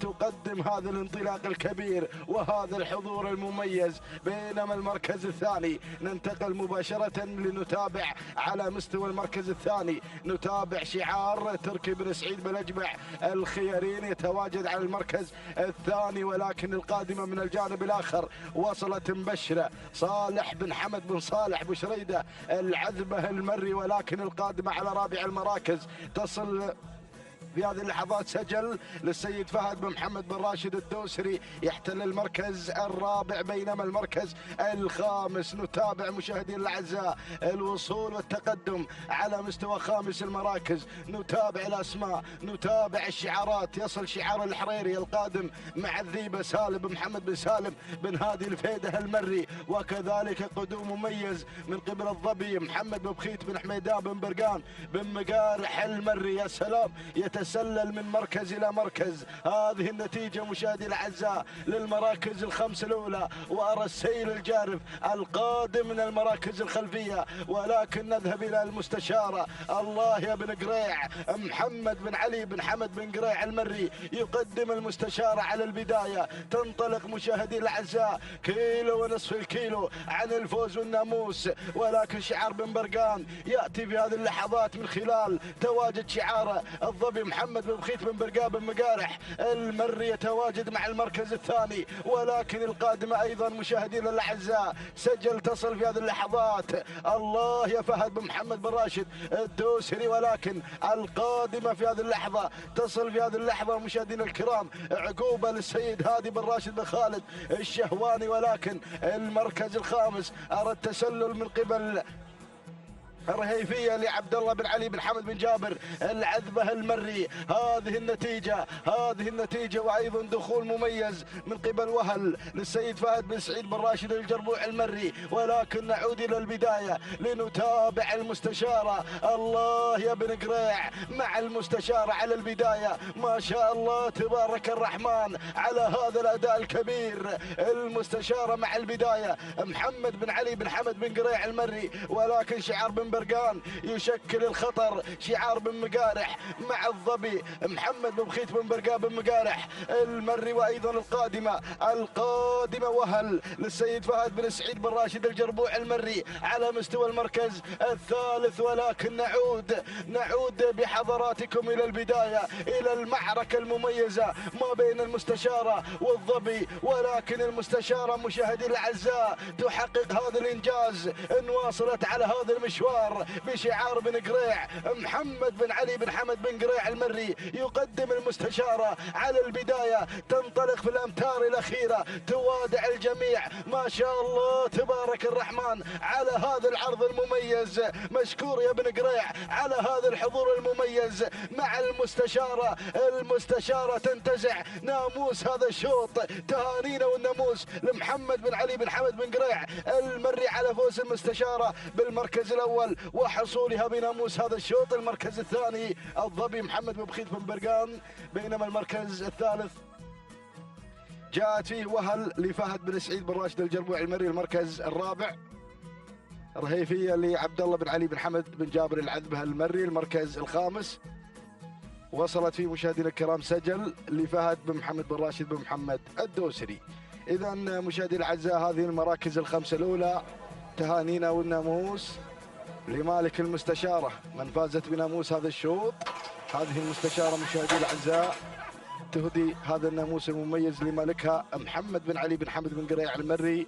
5 دقائق 58 ثانية 50 جزء من الثانية. تهانينا والناموس. بينما المركز الثاني حلت فيه مشاهدينا الكرام ومتابعينا الأفاضل الظبي محمد بن بخيت بن برقان بن مقارح المري. 6 دقائق بدون ثواني 93 جزء من الثانية تهانينا والناموس. بينما المركز الثالث حلت فيه مشاهدينا الكرام ومتابعينا الافاضل وهل للسيد فهد بن سعيد بن راشد الجربوع المري. التوقيت الزمني 6 دقائق 3 ثواني 67 جزء من الثانية تهانينا والناموس لجميع الفائزين. تتواصل التحديات في هذه الأمسية الشحانية في هذه الانطلاقات المميزة ضمن تحديات السباق المحلي الخامس. ينطلق على بركة الله الشوط الثاني عشر وهو شوط مخصص للقعدان. نتابع الشعارات والأسماء المتناثرة على أرضية ميدان التحدي. 24 مشارك في هذا الشوط، نتمنى لهم جميعا التوفيق والنجاح. نتابع أول المراكز السمح للسيد محمد بن طالب محمد بن عقيل النابت المري. شعار برنس المضمرين يتواجد على البداية. بينما المركز الثاني من الجانب الآخر نتابع الشعار الأزرق. هنا مشاهدي الأعزاء لحظات بنوفيكم باسمه رقم محجوب. هذا هو مشاهدي الأعزاء القادم راهي لسعيد بن ناصر بن حمد العوامي يحتل المركز الثاني. بينما المركز الثالث نتابع في هذه اللحظات التقدم والانطلاق على مستوى المركز الثالث. يصل في هذه اللحظة شعار بن دلموك يتواجد في هذا التحدي. حمد بن فرج بن حمد بن ناصر بن دلموك المري يتقدم مع المركز الثاني. بينما المركز الرابع عز الجيش للسيد سالم بن علي بن فهيد آل زبدان المري يتواجد على مستوى المركز الرابع. بينما المركز الخامس المحنك للسيد مسلم بن جار الله بن سالم بن عقيل النابت المري. هذه النتيجة مشاهدينا الكرام للمراكز الخمسة الأولى. ونذهب بحضراتكم إلى البداية لنتابع الصدارة والمقدمة. نتابع مقدمة هذا الشوط ونذهب مباشرة إلى المركز الأول إلى السمح محمد بن طالب بن عقيل النابت المري. بينما المركز الثاني يأتي في هذه اللحظات ويتقدم فيه شعار سالم بن علي بن فهيد آل زبدان المري مع عز الجيش. بينما المركز الثالث يأتي شعار بن دلموك ليتواجد هذا الشعار المميز الذي يحضر في هذا التحدي على 3 المراكز لحمد بن فرج بن حمد بن ناصر بن دلموك المري يتواجد في المركز الثالث. والمركز الرابع نتابع شاهين لسعيد بن بطي بن محمد الحسنة المري يحتل المركز الرابع. بينما المركز الخامس في هذه اللحظات يصل مشاهدينا الكرام ومتابعينا الافاضل سهيل للسيد الحميدي بن راشد بن علي بن الحميدي بن مقارح المري على مستوى المركز الخامس. ولكن حصل تسلل في هذه اللحظات من قبل هملول لطالب بن عبد الهادي بن طالب الشهواني يحتل المركز الخامس. هذه النتيجة للمراكز الخمسة الأولى. ونذهب بحضراتكم إلى شعار برنس المضمرين مندفع في مقدمة هذا الشوط منذ انطلاقة الشوط وهو على البداية مع السمح لمحمد بن طالب بن محمد بن عقيل النابت المري. ولكن المركز الثاني أرى شعار الزعبي بدأ يتحرك وينطلق مع شاهين سعيد بن بطي بن محمد الحسنة المري على مستوى المركز الثاني. بينما المركز الثالث الهيلعي لحمد بن فرج بن حمد بن ناصر بن دلموك المري يحتل المركز الثالث. بينما المركز الرابع نتابع القادم في هذه اللحظات.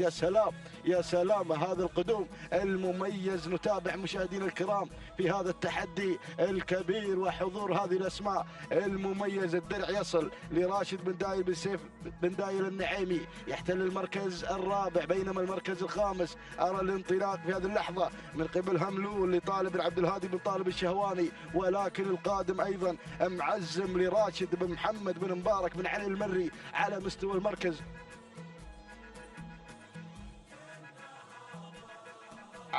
المركز الخامس. ولكن نذهب إلى الصدارة لنتابع الأمور. يا سلام الله يا برنس المضمرين مع السمح مع مقدمة هذا الشوط. السمح مع البداية محمد بن طالب محمد بن عقيل النابت المري. ولكن شعار بن دلموك خطير حمد بن فرج بن حمد بن ناصر بن دلموك المري في المركز الثاني. والقادم أحلى في هذه اللحظة معزم لراشد بن محمد بن مبارك بن علي المري. ولكن الله السمح مع البداية. برنس المضمرين يتواجد على البداية مع السمح، ينطلق في الأمتار الأخيرة في هذه الانطلاقات الكبيرة. السمح يأتي على البداية، ينطلق مشاهدي الأعزاء، بدأ يحلق على أرضية ميدان التحدي، يطير بناموس هذا الشوط محمد بن طالب بن محمد بن عقيل النابت المري، ولكن معزم لراشد بن محمد بن مبارك بن علي المري في المركز الثاني، ما بين الناموس ما بين السمح وكذلك معزم، ولكن السمح مع البداية.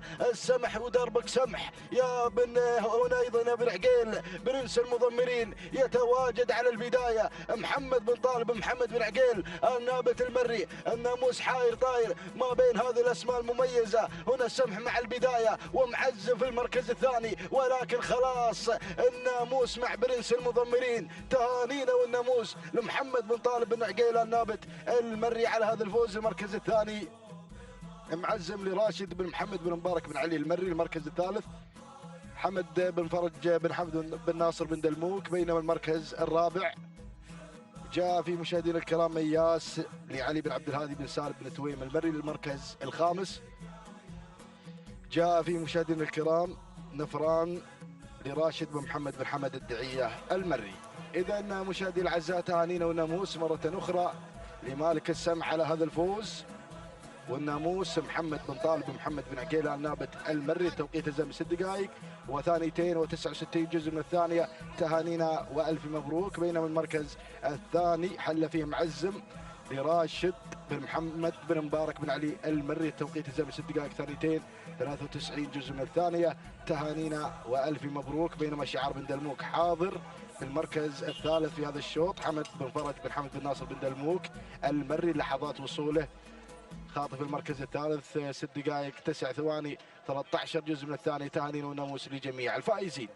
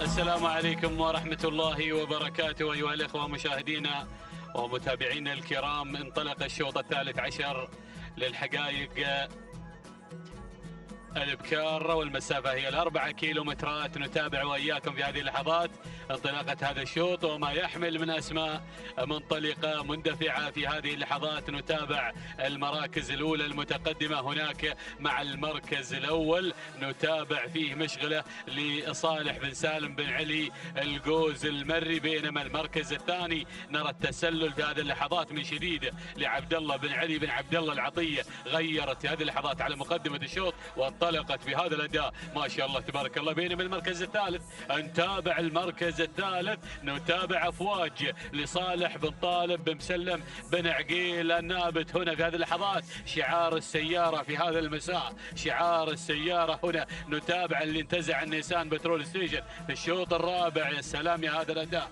هنا مع المركز الثالث في هذه اللحظات نهنيهم الناموس الوالد طالب بن مسلم بن عقيل ومسلم بن طالب وصالح بن طالب. بينما بينما المركز الثالث نتابع هنا الوصول من شوق لجابر بن فرج بن حمد بن ناصر بن دلموك المري، أيضا انتزع سيارة في هذا المساء. المركز الرابع هنا نتابع القدوم أو الخامس، نتابع الواصلة هنا في هذه اللحظات اللي وصلت سحابة عبد الله بن علي بن سويدان الغيثاني، نتابع قدومه هنا في هذه اللحظات. هنا مندفع مع هذا الانطلاق، نتابع المركز الخامس، بينما نعود إلى مقدمة الشوط وإلى المركز الأول. نتابع في هذه اللحظات هنا المقدمة مع المركز الأول، والاندفاع اللي هي شديدة يا شديدة على المركز الأول، شديدة تبين في أيضا وقت الشدايد يا شديدة العطية. يا سلام في هذه اللحظات على المركز الأول، والمقدمة لعبد الله بن علي بن عبد الله العطية على المقدمة.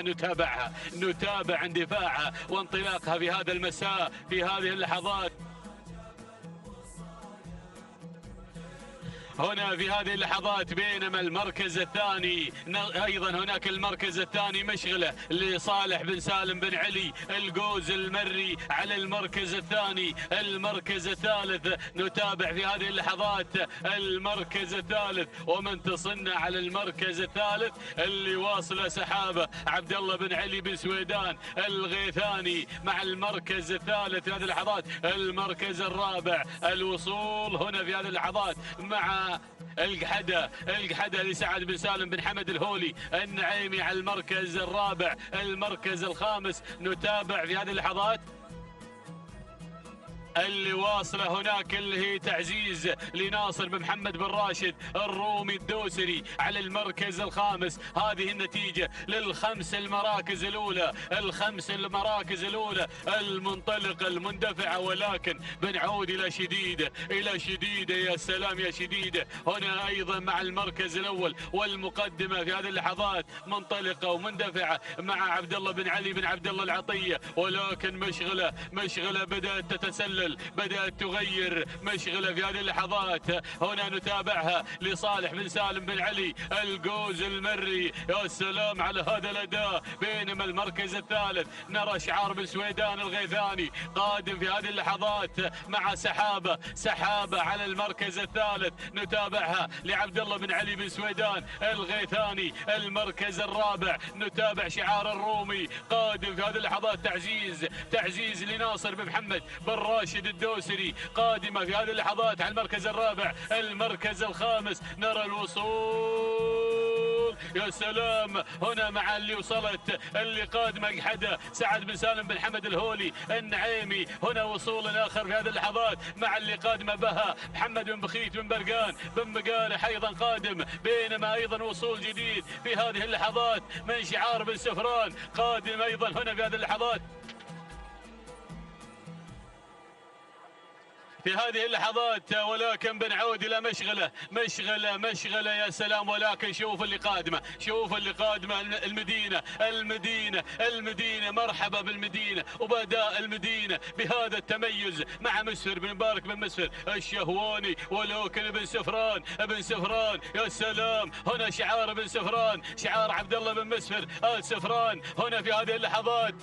يا سلام مع هذا الأداء والانطلاق. هنا نتابع المقدمة والصدارة في هذه اللحظات، ولكن المركز أيضا هنا وصول وقدوم آخر من بهال محمد بن بخيت بن حميدي بن مقارح. والمركز الرابع أيضا وصول هنا في هذه اللحظات شعار المصرقع قادم في هذه اللحظات مع الوصول هنا أيضا مع قدوم همس مبارك بن حسين بن راشد بن حسين الجربوعي المصرقع على المركز الثاني. ولكن بن مقارح بن برقان، الله يا بن برقان، مع بها محمد بن بخيت بن برقان على المركز الأول. بها في المقدمة، وهنا همس ولكن قدوم من أيضا شعار البادي الظبي سعد بن مبارك بن محمد البادي النعيمي. الله بن برقان البادي بن برقان البادي بن برقان البادي، والأمتار الأخيرة الأخيرة، الأمتار الخطيرة. سلام يا بن برقان، سلام يا بها لمحمد بن بخيت بن برقان. تهانينا والناموس على هذا الفوز وعلى هذا الانتصار. بينما المركز الثاني اللي أيضا مع الظبي لسعد بن مبارك بن محمد البادي النعيمي. أخرتها شوي يا البادي، يا سلام الله على هذا الأداء والتميز. بينما المركز الثالث همس المبارك بن حسين بن راشد بن حسين الجربوعي. المركز الرابع شهله عبد الله بن مسر بن سفران المري.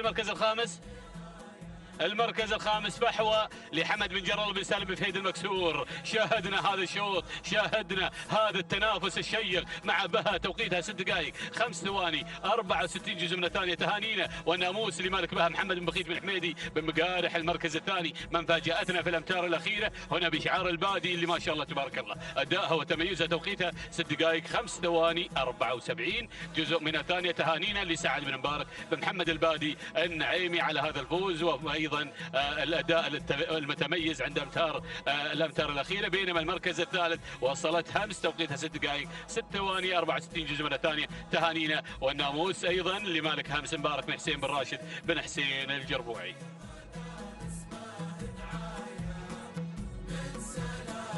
نتابع وإياكم انطلاقة شوطنا الرابع عشر. والشوط الرابع عشر هنا نتابع انطلاقته في هذا المساء هنا، وشوط أيضا من أشواط القعدان. نتابع هذه اللحظات الانطلاق والاندفاع المسائي لسن الحقائق في هذا المحلي الخامس ما قبل المؤسس، ما قبل مهرجان المؤسس. نتابع وإياكم في هذه اللحظات الانطلاقة مع هذا الشوط ومع هذا الاندفاع. والمركز الأول المقدمة مع نواف صالح بن طالب بن مسلم بن عقيل النابت على المركز الأول. بينما المركز الثاني والوصول في هذه اللحظات والقدوم. يا سلام الله على هذا الأداء. هنا الوصول مع مبلش صالح بن حمد بن صالح بوشريدة العذبة أيضا من في رصيده نقطة في أحد المحليات الماضية. نتابع في هذه اللحظات. بينما المركز الثاني اللي تسلل بدوره في هذه اللحظات سياف لسعد بن سالم بن حمد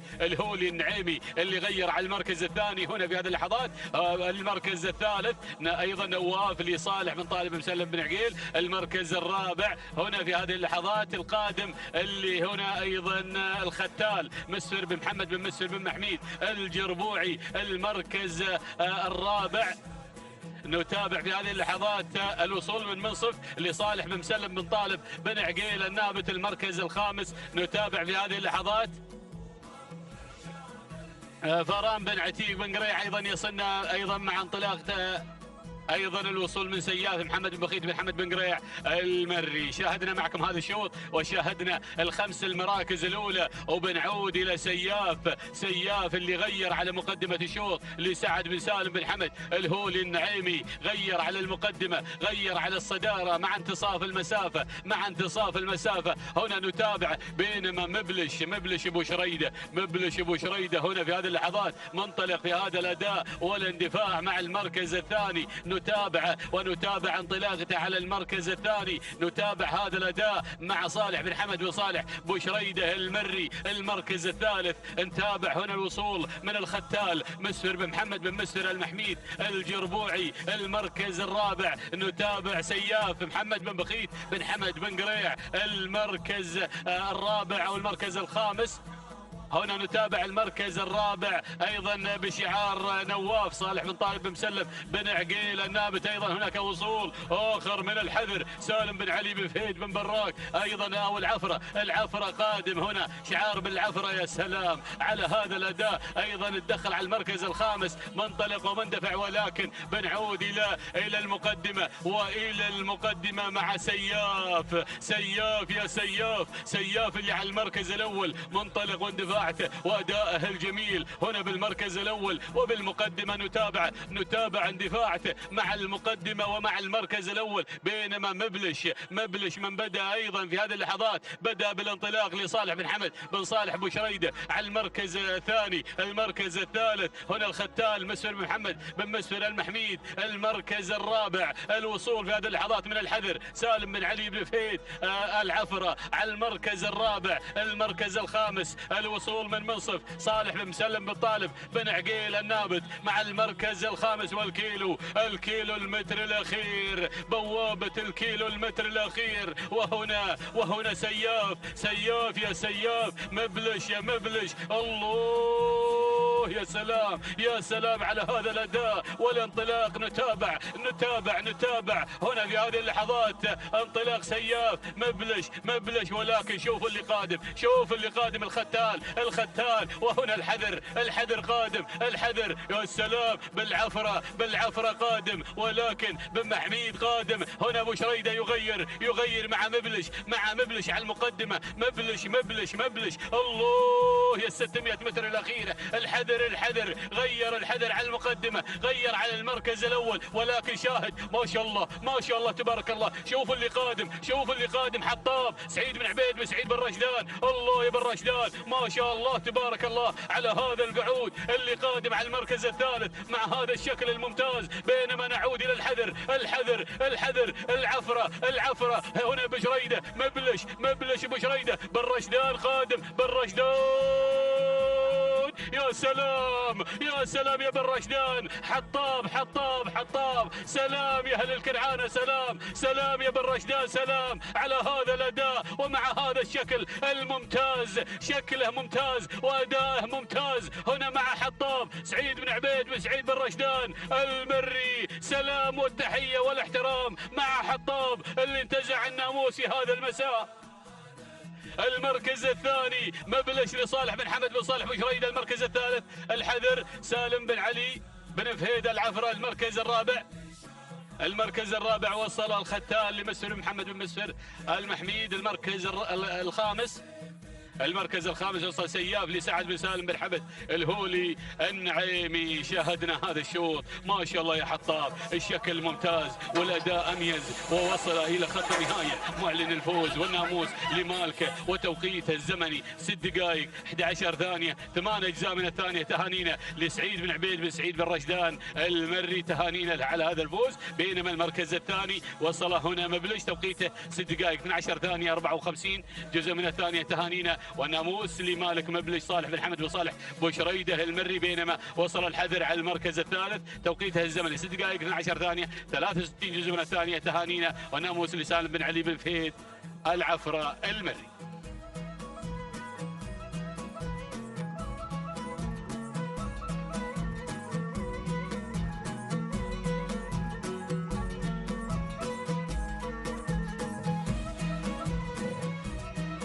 بسم الله الرحمن الرحيم. بسم الله وعلى بركة الله. مشاهدينا الكرام، متابعينا الأفاضل، انطلق في هذه اللحظات شوطنا الخامس عشر من أشواطنا في هذا المساء.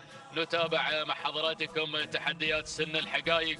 4 كيلومترات هي المسافة إلى خط النهاية. نتابع هذه الأشواط المسائية الجميلة في التحديات كبيرة مع أبناء القبائل وشعارات أبناء القبائل. ينطلق هذا الشوط في تحدي جديد مع فئة الابكار ومع سن الحقائق. نتابع مباشرة مقدمة الشوط.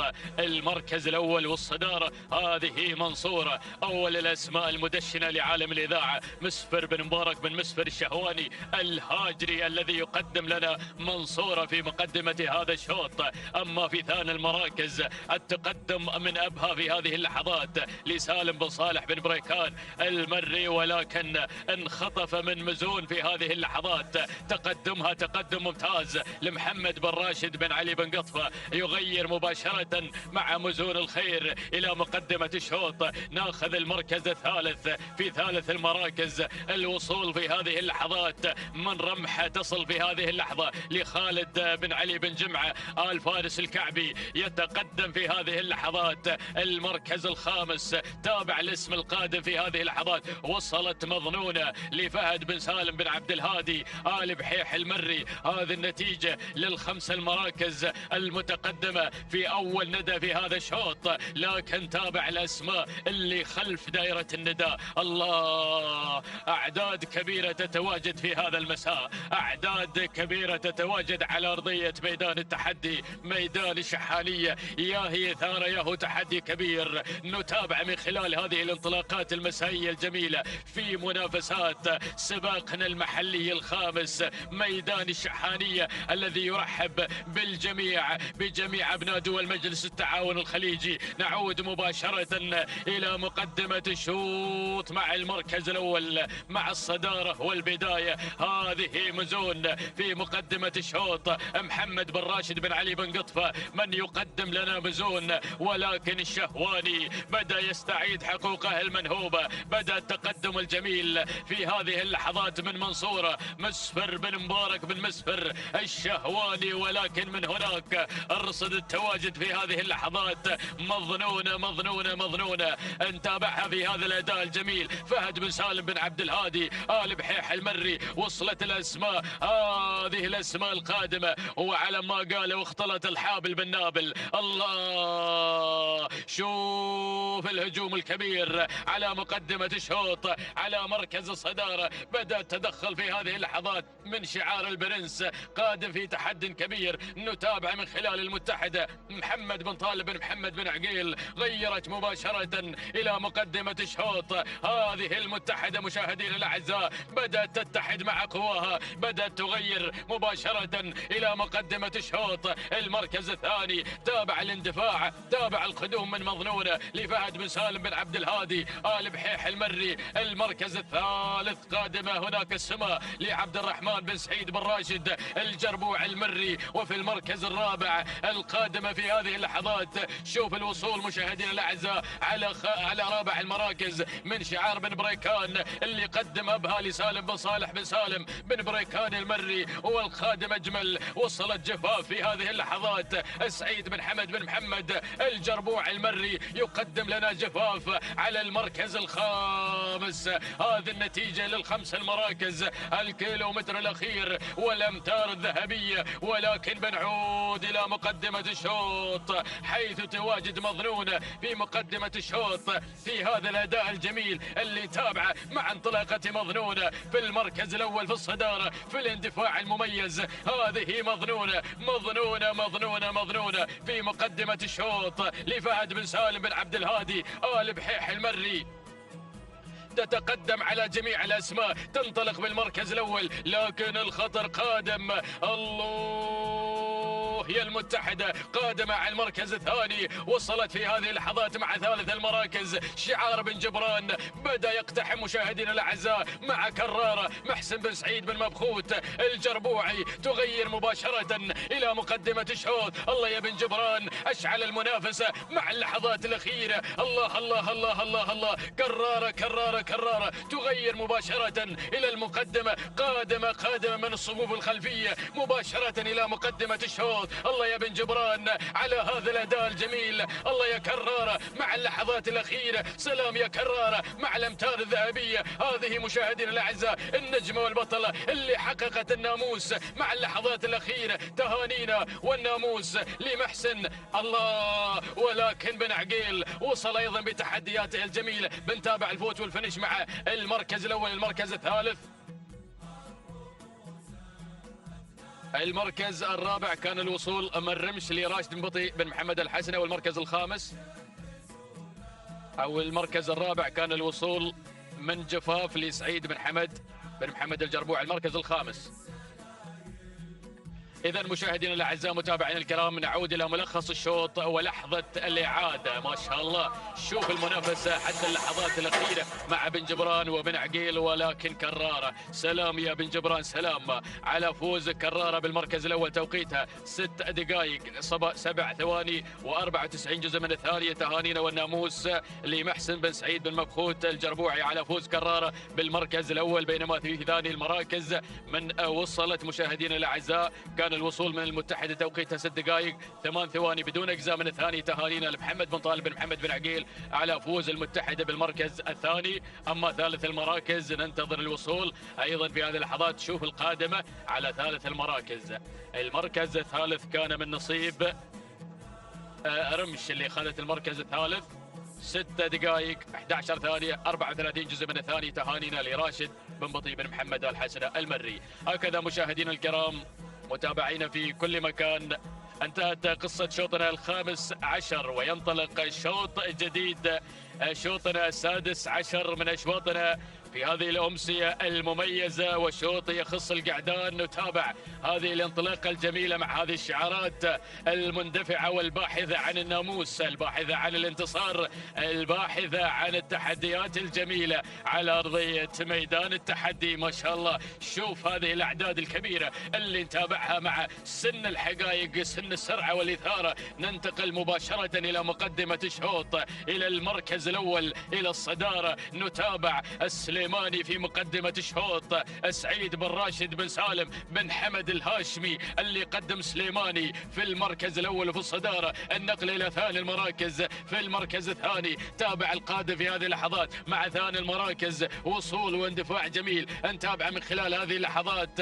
الواصل حواس لعلي بن شجاع بن علي بن مسعود الفيدة. المركز الثالث تقدم من كرار لسالم بن صالح بن بريكان. المركز الرابع وصل مروح لسالم بن علي بن فهيد آل زبدان المري. المركز الخامس القادم في هذه اللحظات والواصل والمنطلق النداوي قادم بتحدياته الجميلة راشد بن محمد بن حمد الدعية. هذه النتيجة للخمس المراكز، الخمس الأسماء المتقدمة. الجميع حاضر في هذا المساء، الجميع حاضر في هذا المساء ليسجل بصمة ذهبية مميزة. الله الشعارات كبيرة هنا في سجلها وفي اندفاعاتها المميزة. نتابع معكم مشاهدينا الأعزاء هذه الانطلاقات المسائية الجميلة على ميدان الشحانية. مباشرة نعود إلى الصدارة، نعود إلى مقدمة الشوط، إلى المركز الأول، إلى تواجد مروح في مقدمة الشوط لسالم بن علي بن فهيد آل زبدان المري الذي يقدم مروح في مقدمة هذا الشوط. بينما على المركز الثاني الملاحقة من النداوي النداوي في ثاني المراكز راشد بن محمد بن حمد بن محمد الدعية. المركز الثالث وصل بن بريكان، بدأ يتقدم في هذه اللحظات، ولكن تابع الغزال مسفر بن فلاح بن مسفر الجربوعي قادم في تحدياته الجميلة على المركز الثالث. وفي رابع المراكز القادم في هذه اللحظات المندفع في المركز الرابع. نتابع التواجد من كرار لسالم بن صالح بن سالم بن بريكان. والمركز الخامس القادم حواس لعلي بن شجاع بن علي بن مسعود الفيدة. هذه النتيجة للمراكز الخمسة المتقدمة. الله لكن بنعود إلى مقدمة الشوط، إلى الصدارة، إلى النجومية، إلى التحدي الكبير مع خط البداية. هذا هو مروح، لا زال مروح بالناموس، لا زال مروح بالصدارة، لا زال هنا يقود هذه الأسماء في تحدياته الكبيرة. تعود ملكيته لسالم بن علي بن فهيد آل زبدان المري اللي قدم مروح في المركز الأول وفي الصدارة. النقلة مع ثاني المراكز. وتابع القادم في هذه اللحظات. شوف لوم وصل لوم في هذه اللحظات، وصل لوم لعبد العزيز بن محمد بن هادي الجربوعي المري في أول إذاعة له، يتقدم على المركز الثاني. وفي ثالث المركز الثالث تواجد من الغزال مسفر بن فلاح بن مسفر الجربوعي. وفي المركز الرابع بدأ ينضم ويتحرك حواس لعلي بن شجاع بن علي بن مسعود الفيدة، ولكن تابع القادم دسمان. وصل حكم دسمان في هذه اللحظة محمد بن جابر بن سالم بن جابر المري قادم بتحدياته الكبيرة، بدأ يقتحم المراكز ليتابع في هذا الأداء الجميل، ولكن بنعود إلى مقدمة الشوط رباعية ولا أجمل على خط البداية بقيادة مروح مروح مروح مروح، لا زال في المقدمة مروح في هذه اللحظات، لا زال صامد مشاهدينا الأعزاء لسالم بن علي بن فهيد الزبدان المري، ولكن الله يا لوم لوم لوم لوم مشاهدينا الأعزاء، ينطلق في هذه اللحظات من ميمنة الميدان عبد العزيز بن محمد بن هادي الجربوعي، ولكن يا سلام يا سلام يا دسمان دسمان دسمان ولوم لوم ودسمان. نتابع المركز الثالث حامي حامي حامي في الموقف الحامي في اللحظات الحامية، يصل حامي لعلي بن ناصر بن سعيد الشيبة قادم مع حامي في المركز الثاني في هذه اللحظة، ولكن دسمان الله يا دسمان سلام يا دسمان الله يا دسمان على أداء الجميل مع اللحظات الأخيرة، لحظة الانطلاق إلى الناموس، لحظة الانطلاق إلى خط النهاية. هذا هو دسمان لمحمد بن جابر بن سالم بن جابر المري، مشكور يا راعي دسمان اللي قدم لنا تحدياته الجميلة مع اللحظات الأخيرة مع العرض المميز. سلام سلام دسمان سلام سلام لمحمد بن جابر بن سالم بن جابر المري على فوز دسمان بالمركز الأول. المركز الثاني وصل حامي لعلي بن ناصر بن سعيد بن علي الشيبة. المركز الثالث كان الوصول من لوم لعبد العزيز بن محمد بن هادي الجربوع المري. المركز الرابع من وصل مروح لسالم بن علي بن فهيد الزبدان المري. المركز الخامس سمران لراشد بن علي بن حمد بن حتروش المري. هذه نتيجتنا مشاهدينا الاعزاء للخمسه المراكز، ولكن تحديات دسمان مع اللحظات الاخيره فرض وجوده وناموس هذا الشوط مع دسمان. هذه لحظه الاعاده، ناخذ توقيته الزمني قطع ال4 كيلومتر في 6 دقائق 7 ثواني 91 جزءا من الثاني. تهانينا لمحمد بن جابر بن سالم بن جابر المري على فوز دسمان بالمركز الاول في هذا الشوط، بينما حامي من وصل ثانيا في 6 دقائق 10 ثواني 39 جزء من الثانيه. تهانينا لعلي بن ناصر بن سعيد بن علي الشيبة على فوز حامي بالمركز الثاني. اما ثالث المراكز فكان من نصيب لوم وتوقيته 6 دقائق 13 ثانيه 23 جزء من الثاني. تهانينا لعبد العزيز بن محمد بن هادي الجربوعي المري.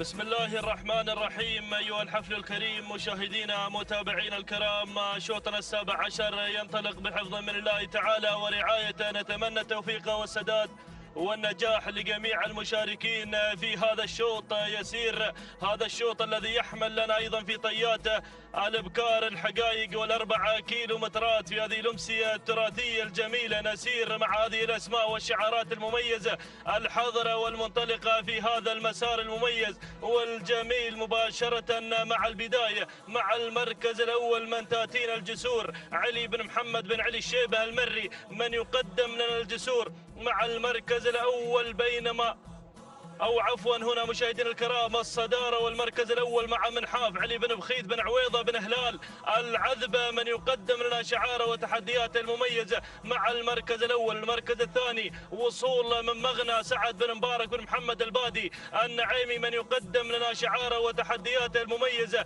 مع ثاني التحديات. المركز الثالث وصول وقدوم مشاهدينا الكرام من قبل معزة جابر بن حمد بن جابر بن محمد أيضا من يصل مقدما التحديات المميزة والجميلة. المركز الثالث وصول وقدوم في هذه اللحظات من قبل العنود فهيد بن ناصر بن فهيد الزبدان المري من يقدم لنا العنود مع المركز الثالث في هذا المسار المميز والجميل، بينما يتابع المركز الرابع وصول وتقدم مشاهدينا الكرام من قبل اللي واصل كسابة محمد بن طالب بن محمد بن عقيل من يصل مقدما لنا انطلاقة كسابة مع المركز الرابع. والمركز الخامس وصول وتقدم من النويعس علي بن محمد بن عبد الله الزعبي من يصل ايضا مقدما لنا انطلاقه النويعس مع المركز الخامس. هكذا هي الاسماء الاولى المتقدمه في هذا المسار المميز والجميل، ولا ولكن عودة مع البداية، نعود مع صدارة هذا الشوط مع شعارك يا بن عويضة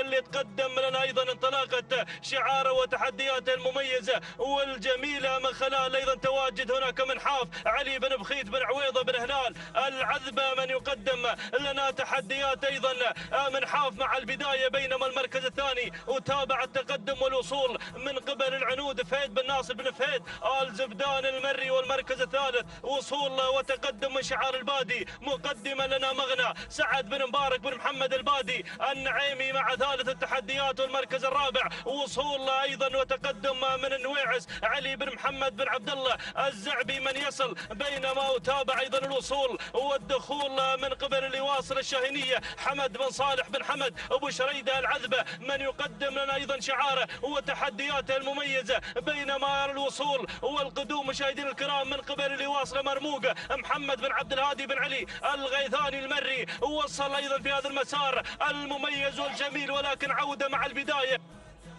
عودة مع المركز الأول مع منحاف علي بن بخيت بن عويضة بن هلال العذبة، لا يزال هو سيد الموقف في هذا المسار المميز والجميل، بينما أتابع ثاني التحديات وصوله وتقدم في هذا المسار المميز والجميل مشاهدينا الكرام شعار الزبداني يقدم لنا تحدياته، بينما المركز الثالث وصول من مغنى سعد بن مبارك بن محمد البادي النعيمي، والمركز الرابع تابع الوصول بدت الأسماء بالظهور مشاهدينا الكرام، تحركات في هذا الانطلاق المميز اللي وصلت في هذا الانطلاق، وصلت هنا قسا لحمد بن راشد بن محمد الزبداني المري، ولكن دخول ايضا ووصول من قبل اللي واصل في هذا المسار.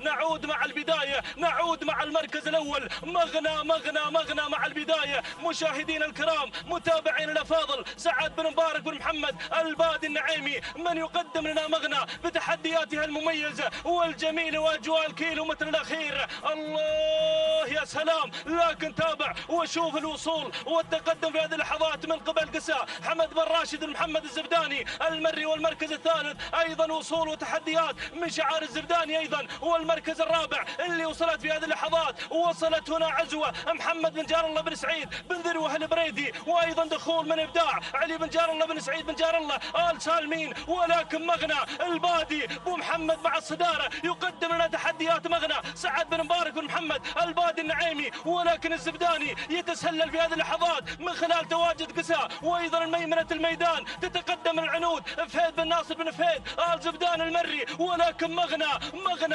تحركت مغنى، انطلقت مغنى بتحدياتها المميزة والجميلة سعد بن مبارك بن محمد البادي، ما شاء الله على هذا العرض المميز والجميل في هذا المساء المميز والجميل. إذا ينطلق شعار البادي مقدمة لنا مغنى بتحدياتها المميزة بتحدياتها الجميلة والرائعة، مغنى سلام مغنى سلام، والسلام إلى مبارك بن محمد البادي وأنجاله الكرام سعد ومحمد على هذا الفوز وهذا الانتصار. سلام مغنى سلام وتحية واحترام لهذا الشعار، ومشكور على هذا الأداء المميز وأيضا الجميل. سلام على هذا الأداء الرائع والجميل، تهانينا والناموس لسعد بن مبارك بن محمد البادي النعيمي، وأيضا مبارك بن محمد البادي داعم هذا الشعار، تهانينا والناموس على هذا الفوز وهذا الانتصار. المركز الثاني وصلت مشاهدينا الكرام عزوة محمد بن جار الله بن سعيد بن ذروة البريدي، والمركز الثالث وصلت العنود فهيد بن ناصر بن فهيد آل زبدان المري، والمركز الرابع وصلت قسا حمد بن راشد بن محمد الزبداني المري، والمركز الخامس كان الوصول والقدوم مشاهدينا الكرام متابعين الأفاضل. المركز الخامس كان الوصول من الشاهينية حمد بن صالح بن حمد أبو شريدة العذبة. هكذا مشاهدينا الكرام متابعين الأفاضل تابعنا مغنى التي حضرت في هذا المساء وحضرت في هذا الشوط، تهانينا والناموس لسعد بن مبارك بن محمد البادي وإلى مبارك بن محمد البادي على هذا الفوز. 6 دقائق 10 ثواني 30 جزء من الثانية، تهانينا والناموس على هذا الفوز وهذا الانتصار.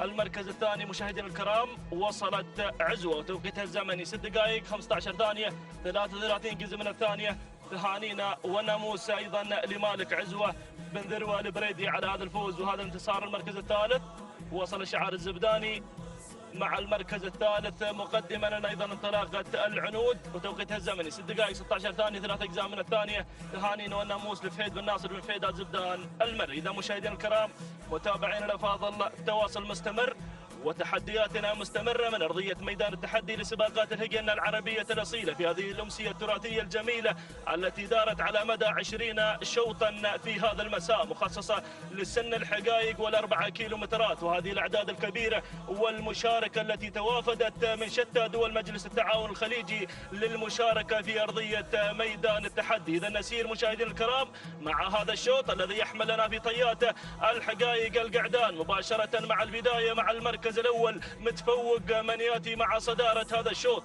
بشعار محماس بن سعيد بن علي الشيبة من يقدم لنا متفوق مع المركز الأول. بينما المركز الثاني وصل أيضا هنا مع المركز الثاني مشهور سالم بن حمد بن علي بن هران المري مع ثاني التحديات. والمركز الثالث وصول وتقدم من الريان علي بن عبد الله بن محمد بن يحيى بن شفيع أيضا من يتقدم مع المركز الثالث. والمركز الرابع وصول وقدوم مشاهدينا الكرام من أيضا طرب راشد بن بطي بن محمد الزعبي من يصل مقدمة لنا طرب. بينما المركز الخامس من ميمنة الميدان وصول من قناص راشد بن سالم بن محمد بن علي بن دوحة. هكذا هي الأسماء الأولى المتقدمة في هذا الانطلاق المميز والجميل. ولكن عودة مع البداية، نعود مع المركز الأول وصدارة هذا الشوط. البداية متفوق محماس بن سعيد بن علي الشيبة من يقدم لنا أيضا شعاره وتحدياته المميزة والجميلة. بينما المركز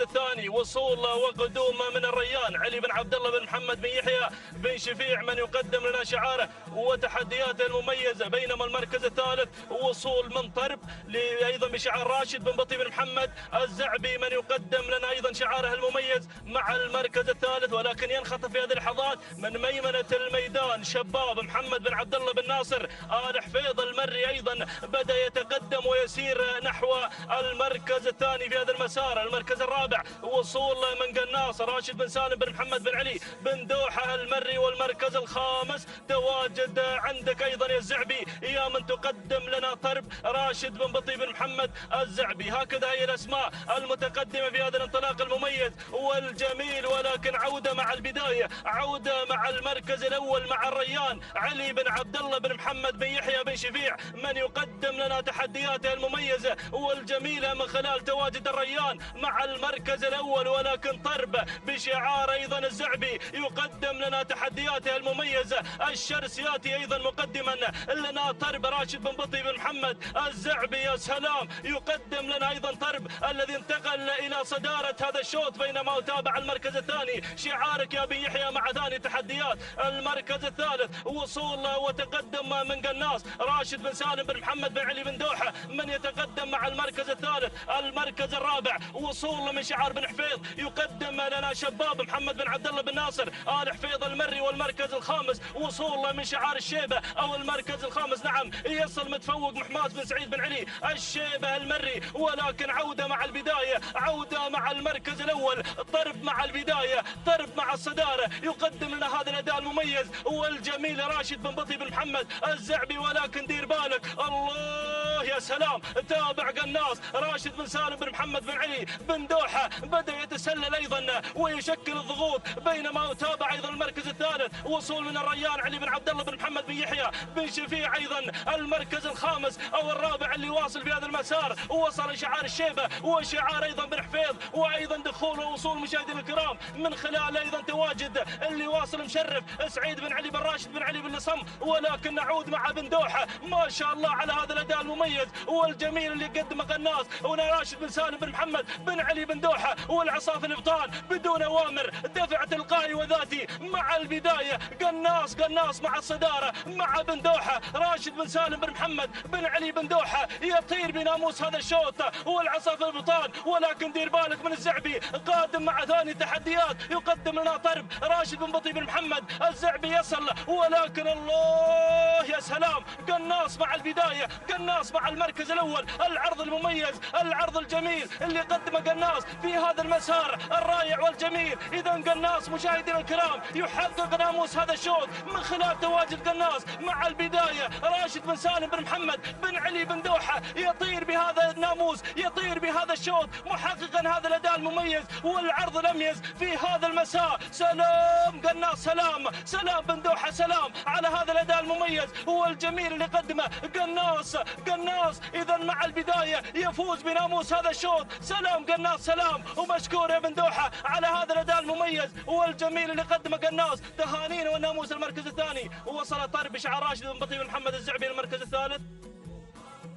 المركز الثالث كان الوصول من شباب محمد بن عبد الله بن ناصر الحفيظ المري. والمركز الرابع وصل صوغان سالم بن سعيد بن علي الفهيد الهاجري. والمركز الخامس وصل شاهين عبد الرحمن بن حمد بن سالم والنهاب المري. هكذا مشاهدينا الكرام متابعينا الافاضل تابعنا هذا الشوط، ولكن حضر شعار بن دوحة مقدما لنا انطلاقة قناص. تهانينا والناموس. التوقيت الزمني لحظة وصول الى خط النهاية 6 دقائق 11 ثانية 29 جزء من الثانية. تهانينا والناموس لمالك ايضا مشاهدينا الكرام قناص راشد بن سالم بن محمد بن علي بن دوحة. تهانينا والناموس. المركز الثاني وصل طرب وتوقيت الزمني 6 دقائق 12 ثانية 73 جزء من الثانية. تهانينا والناموس الى الشرس راشد بن بطي بن محمد الزعبي. المركز الثالث وصل شعار بن حفيظ مقدما لنا ايضا. المركز الثالث كان الوصول من شباب وتوقيتها الزمني 6 دقائق 14 ثانية 61 جزء من الثانية. تهانينا والناموس لمحمد بن عبد الله بن ناصر الحفيظ المري. التواصل مستمر مشاهدينا ومتابعينا الكرام مع انطلاقات هذا اليوم الخاصة لسن الحقائق ضمن هذا السباق المحلي الخامس، حيث نتابع انطلاقة شوطنا 19 في هذه اللحظات الخاصة للأبكار، ونتابع مقدمة هذا الشوط ومن تحتل المركز الأول. هذه احتياط لمحمد بن علي بن سعيد آل بريس المري يتقدم على أول المراكز، بينما المركز الثاني القادمة فن لسعيد بن محمد بن سعيد آل نابت المري يحتل المركز الثاني وثالث المراكز. من الجانب الآخر نتابع الوصول في هذه اللحظات على مستوى المركز الثالث اللي تحمل رقم 3 شكل لراشد بن بطي بن محمد الحسنى المري. المركز الرابع نتابع الشعار الأزرق القادم في هذه اللحظات من خلال هذه التحديات المميزة لواهيب لراشد بن عوض بن حمد بن حلفان المري على مستوى المركز الرابع. بينما المركز الخامس هواشة للسيد حمد بن عبد الله بن راشد الزعبي يحتل المركز الخامس. هذه النتيجة مشاهدينا الكرام للمراكز الخمس الأولى مع نداءنا الأول، ونتحول مباشرة إلى شكل من تنطلق في بداية هذا الشوط. هذه شكل بشعار الزعبي راشد بن بطي بن محمد الحسنى المري يتواجد على المقدمة، بينما المركز الثاني احتياط محمد بن علي بن سعيد آل بريس المري يتواجد في ثاني المراكز. والمركز الثالث نتابع القادمة والمنطلقة، نتابع مشاهدينا الأعزاء القادمة في هذه اللحظات والمنطلقة اللي تحمل الرقم 41 احتفال عبد الله بن علي بن عبد الله العطية يحتل المركز الرابع. بينما المركز الخامس نتابع مشاهدينا الأعزاء في هذه التدخلات والانطلاقات المميزة شعار بن مريزيك يأتي مع انذار لمحمد بن ناصر بن عبيد بن مريزيك المري على مستوى المركز الخامس. هذه النتيجة مشاهدينا الأعزاء للمراكز الخمس الأولى، ونترقب دخول جديد على المراكز الخمس المذاعة، ولكن نذهب إلى ركب الصدارة لنتابع شعار بن حلفان المبدع دائما بهذا الحضور المميز. يأتي مع احتياط محمد بن علي بن سعيد آل بريس المري يتقدم هذه الجموع، ويأتي مع البداية ليقدم احتياط على المركز الأول، ولكن شعار العطية مع احتفال علي عبد الله بن علي بن عبد الله العطية مع المركز الثاني. والمركز الثالث نتابع هواشة لحمد بن عبد الله بن راشد الزعبي. وبينما المركز الرابع اللي تدخلت في هذه اللحظة وانطلقت انذار محمد بن ناصر بن عبيد بن مريزيق المري. بينما المركز الخامس شكل راشد بن بطي بن محمد الحسنة المري. هذه النتيجة مشاهدي الأعزاء للخمسة نجوم الفايف ستار على صدارة هذا الشوط بقيادة احتياط مع المقدمة محمد بن علي بن سعيد البريص المري. ولكن شعار العطية يشكل الخطر مع احتفال عبد الله بن علي بن عبد الله العطية على المركز الثاني. 1500 متر عن نهاية هذا الشوط، شوط ما قبل الختام بهذه الأمسية الشحانية. ولكن شكل بأداها المميز بشكلها العجيب راشد بن بطي بن محمد الحسنة المري شعار الزعبي يقدم لنا شكل في هذا الانطلاق الكبير. ولكن القادمة على مستوى المركز الرابع نتابع هواشة بدأت تهاوش هواشة تنطلق بشعار الزعبي حمد بن عبد الله بن راشد الزعبي. بينما المركز الخامس انذار محمد بن ناصر بن عبيد بن مريزيق المري على مستوى المركز الخامس. ولكن نذهب إلى ركب الصدارة هنا مشاهدينا الأعزاء. شكل تنطلق في البداية. الله يا شكل الكيلو المتر الأخير الكيلو الخطير. يا سلام يا الزعبي راشد بن بطي بن محمد الزعبي يقدم لنا شكل. ولكن شعار بن حلفان يشكل الخطر في اللحظات الأخيرة مع احتياط محمد بن علي بن سعيد البريص المري. والعطية في المركز الثالث يتقدم مع احتفال عبد الله بن علي بن عبد الله العطية. والقادم أحلى وصلت في هذه اللحظات مدلهمة لمتعب بن عبد الله بن راشد بن فيدان المري. ولكن القادمة أيضا وصول مميز من الذيبة حمد بن راشد بن حمد النهاب المري على مستوى المركز الخامس. ولكن نذهب إلى الزعبي يقدم شكل بشكلها الجميل بأداها المميز بعرضها الجميل. هذه شكل مشاهدي الأعزاء تنطلق بناموس هذا الشوط بكل جدارة بكل تألق في هذه الأمسية الجميلة. تتواجد شكل على البداية. الله يا شكل لراشد بن بطي بن محمد الحسن المري. ومدلهمة قادمة في هذه اللحظات نتابع مدلهمة مشاهدينا الأعزاء. هنا مشاهدينا الأعزاء مع المركز الثاني. يا سلام. ولكن شعار بن نهاب مع الذيبة حمد بن راشد بن حمد النهاب المري. ولكن خلاص الناموس مع الزعبي قدم لنا شكل في هذا الشوط. تهانينا لراشد بن بطي بن محمد الحسنة المري على هذا الفوز مع شكل. المركز الثاني جاءت فيه الذيبة لحمد بن راشد بن حمد النهاب المري. المركز الثالث جاءت فيه في هذه اللحظات بشعار متعب بن عبد الله بن راشد بن فيدان المري. المركز الرابع احتياط لمحمد بن علي بن سعيد البريص المري. بينما المركز الخامس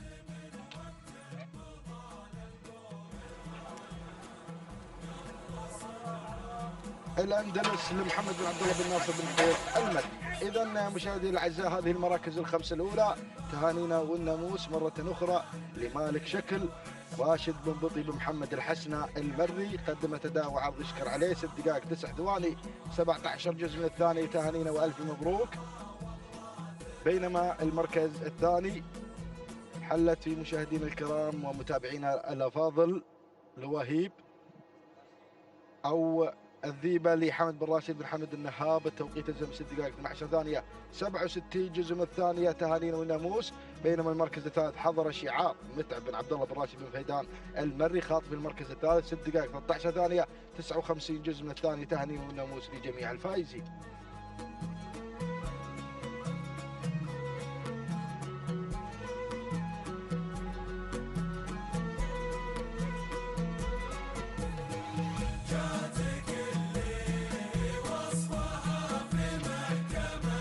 بسم الله الرحمن الرحيم. بسم الله وعلى بركة الله. مشاهدينا الكرام متابعينا الأفاضل انطلق في هذه اللحظات الشوط 20 من أشواطنا في هذا المساء وهو خاتمة أشواطنا في هذه الأمسية الجميلة على ميدان التحدي ميدان الشحانية. يسير هذا الشوط بتحديات القعدان ومع انطلاقة سن الحقائق. 4 كيلومترات هي المسافة، ونتابع مع حضراتكم هذه الانطلاقة الجميلة بما تحمل من أعداد مميزة وشعارات لامعة نتابعها من خلال هذا النقل الحي والمباشر من قناة الريان الفضائية المتابعة هنا لهذا التحدي المسائي الجميل. نبدأ مباشرة مع مقدمة الشوط مع المركز الأول مع الصدارة. هذا هو لاهوب في مقدمة الشوط لراشد بن عوض بن حمد بن حلفان المري الذي يقدم لنا لاهوب في مقدمة هذا الشوط، بينما في ثاني المراكز القادم في هذه اللحظات بتحدياته الجميل. نشوف ونتابع هناك الواصل على ثاني المراكز شعار بن جبران يحمل الرقم 31. بتوصل معلومته بعد شوي. ناخذ المركز الثالث في ثالث المراكز القادم مدوش لعبد العزيز بن علي بن سعيد البريد المري الذي يقدم مدوش على المركز الثالث. وفي رابع المركز الرابع القادم مشاهدينا الاعزاء في هذه اللحظات من وصل الشبابي عبد الله بن سالم الهاشمي قادم مع الشبابي. وفي خامس المراكز الوصول والتقدم من مكلف لسالم بن حمد بن صالح بن علي بن حديد المري. هذه النتيجة مشاهدينا الأعزاء للخمس المراكز الخمسة الأسماء المنطلقة في هذا الشوط في أول ندى في تحديات هذا المسار الجميل. لكن نشوف ونتابع الأسماء القادمة خلف دائرة الندى. الجميع حضر بتحدياته الجميلة. بنتابع المقدمة. نعود إلى صدارة الشوط مع انتصاف المسافة 2 كيلومترات الأولى، ولا زال لاهوب في مقدمة الشوط. لا زال لاهوب يغازل الصدارة والناموس. راشد بن عوض بن حمد بن حلفان المري اللي قدم لنا لاهوب في مقدمة الشوط في المركز الأول وفي الصدارة. الموقع المحبب لدى جميع ملاك الهجن. النقلة مع ثاني المراكز. نتابع فريسان القادم في هذه اللحظات بتحدياته الجميلة. نتابع التقدم من سالم بن علي بن فهد آل زبدان المري اللي قدم فريسان على المركز الثاني. فريسان يتقدم في تحدياته المميزة. المركز الثالث تابع القادم في هذه اللحظات. شوف الوصول والتحدي من النادر قادم لمحمد بن جابر بن سالم بن جابر المري. المركز الرابع الوصول من غازي في المركز الرابع لمحمد بن عبد الهادي بن سعيد بن محمد آل فهيد. قادم هناك زميلنا مسعود الحريري اللي يتابع غازي على المركز الرابع. وفي خامس المراكز وصول وتقدم من عراك يصل في هذه اللحظات لطالب بن مسلم بن طالب بن عقيل قادم مع شعاره ومع تحدياته على مستوى المركز الخامس. هذه النتيجة للخمس المراكز المتقدمة. ولكن نعود مباشرة إلى مقدمة الشوط باقترابنا من البوابة الأخيرة، بوابة الانطلاق إلى خط النهاية. الكيلومتر المثير والتحديات النهائية. نتابع معكم مشاهدينا الأعزاء اللي غير مباشرة إلى مقدمة الشوط.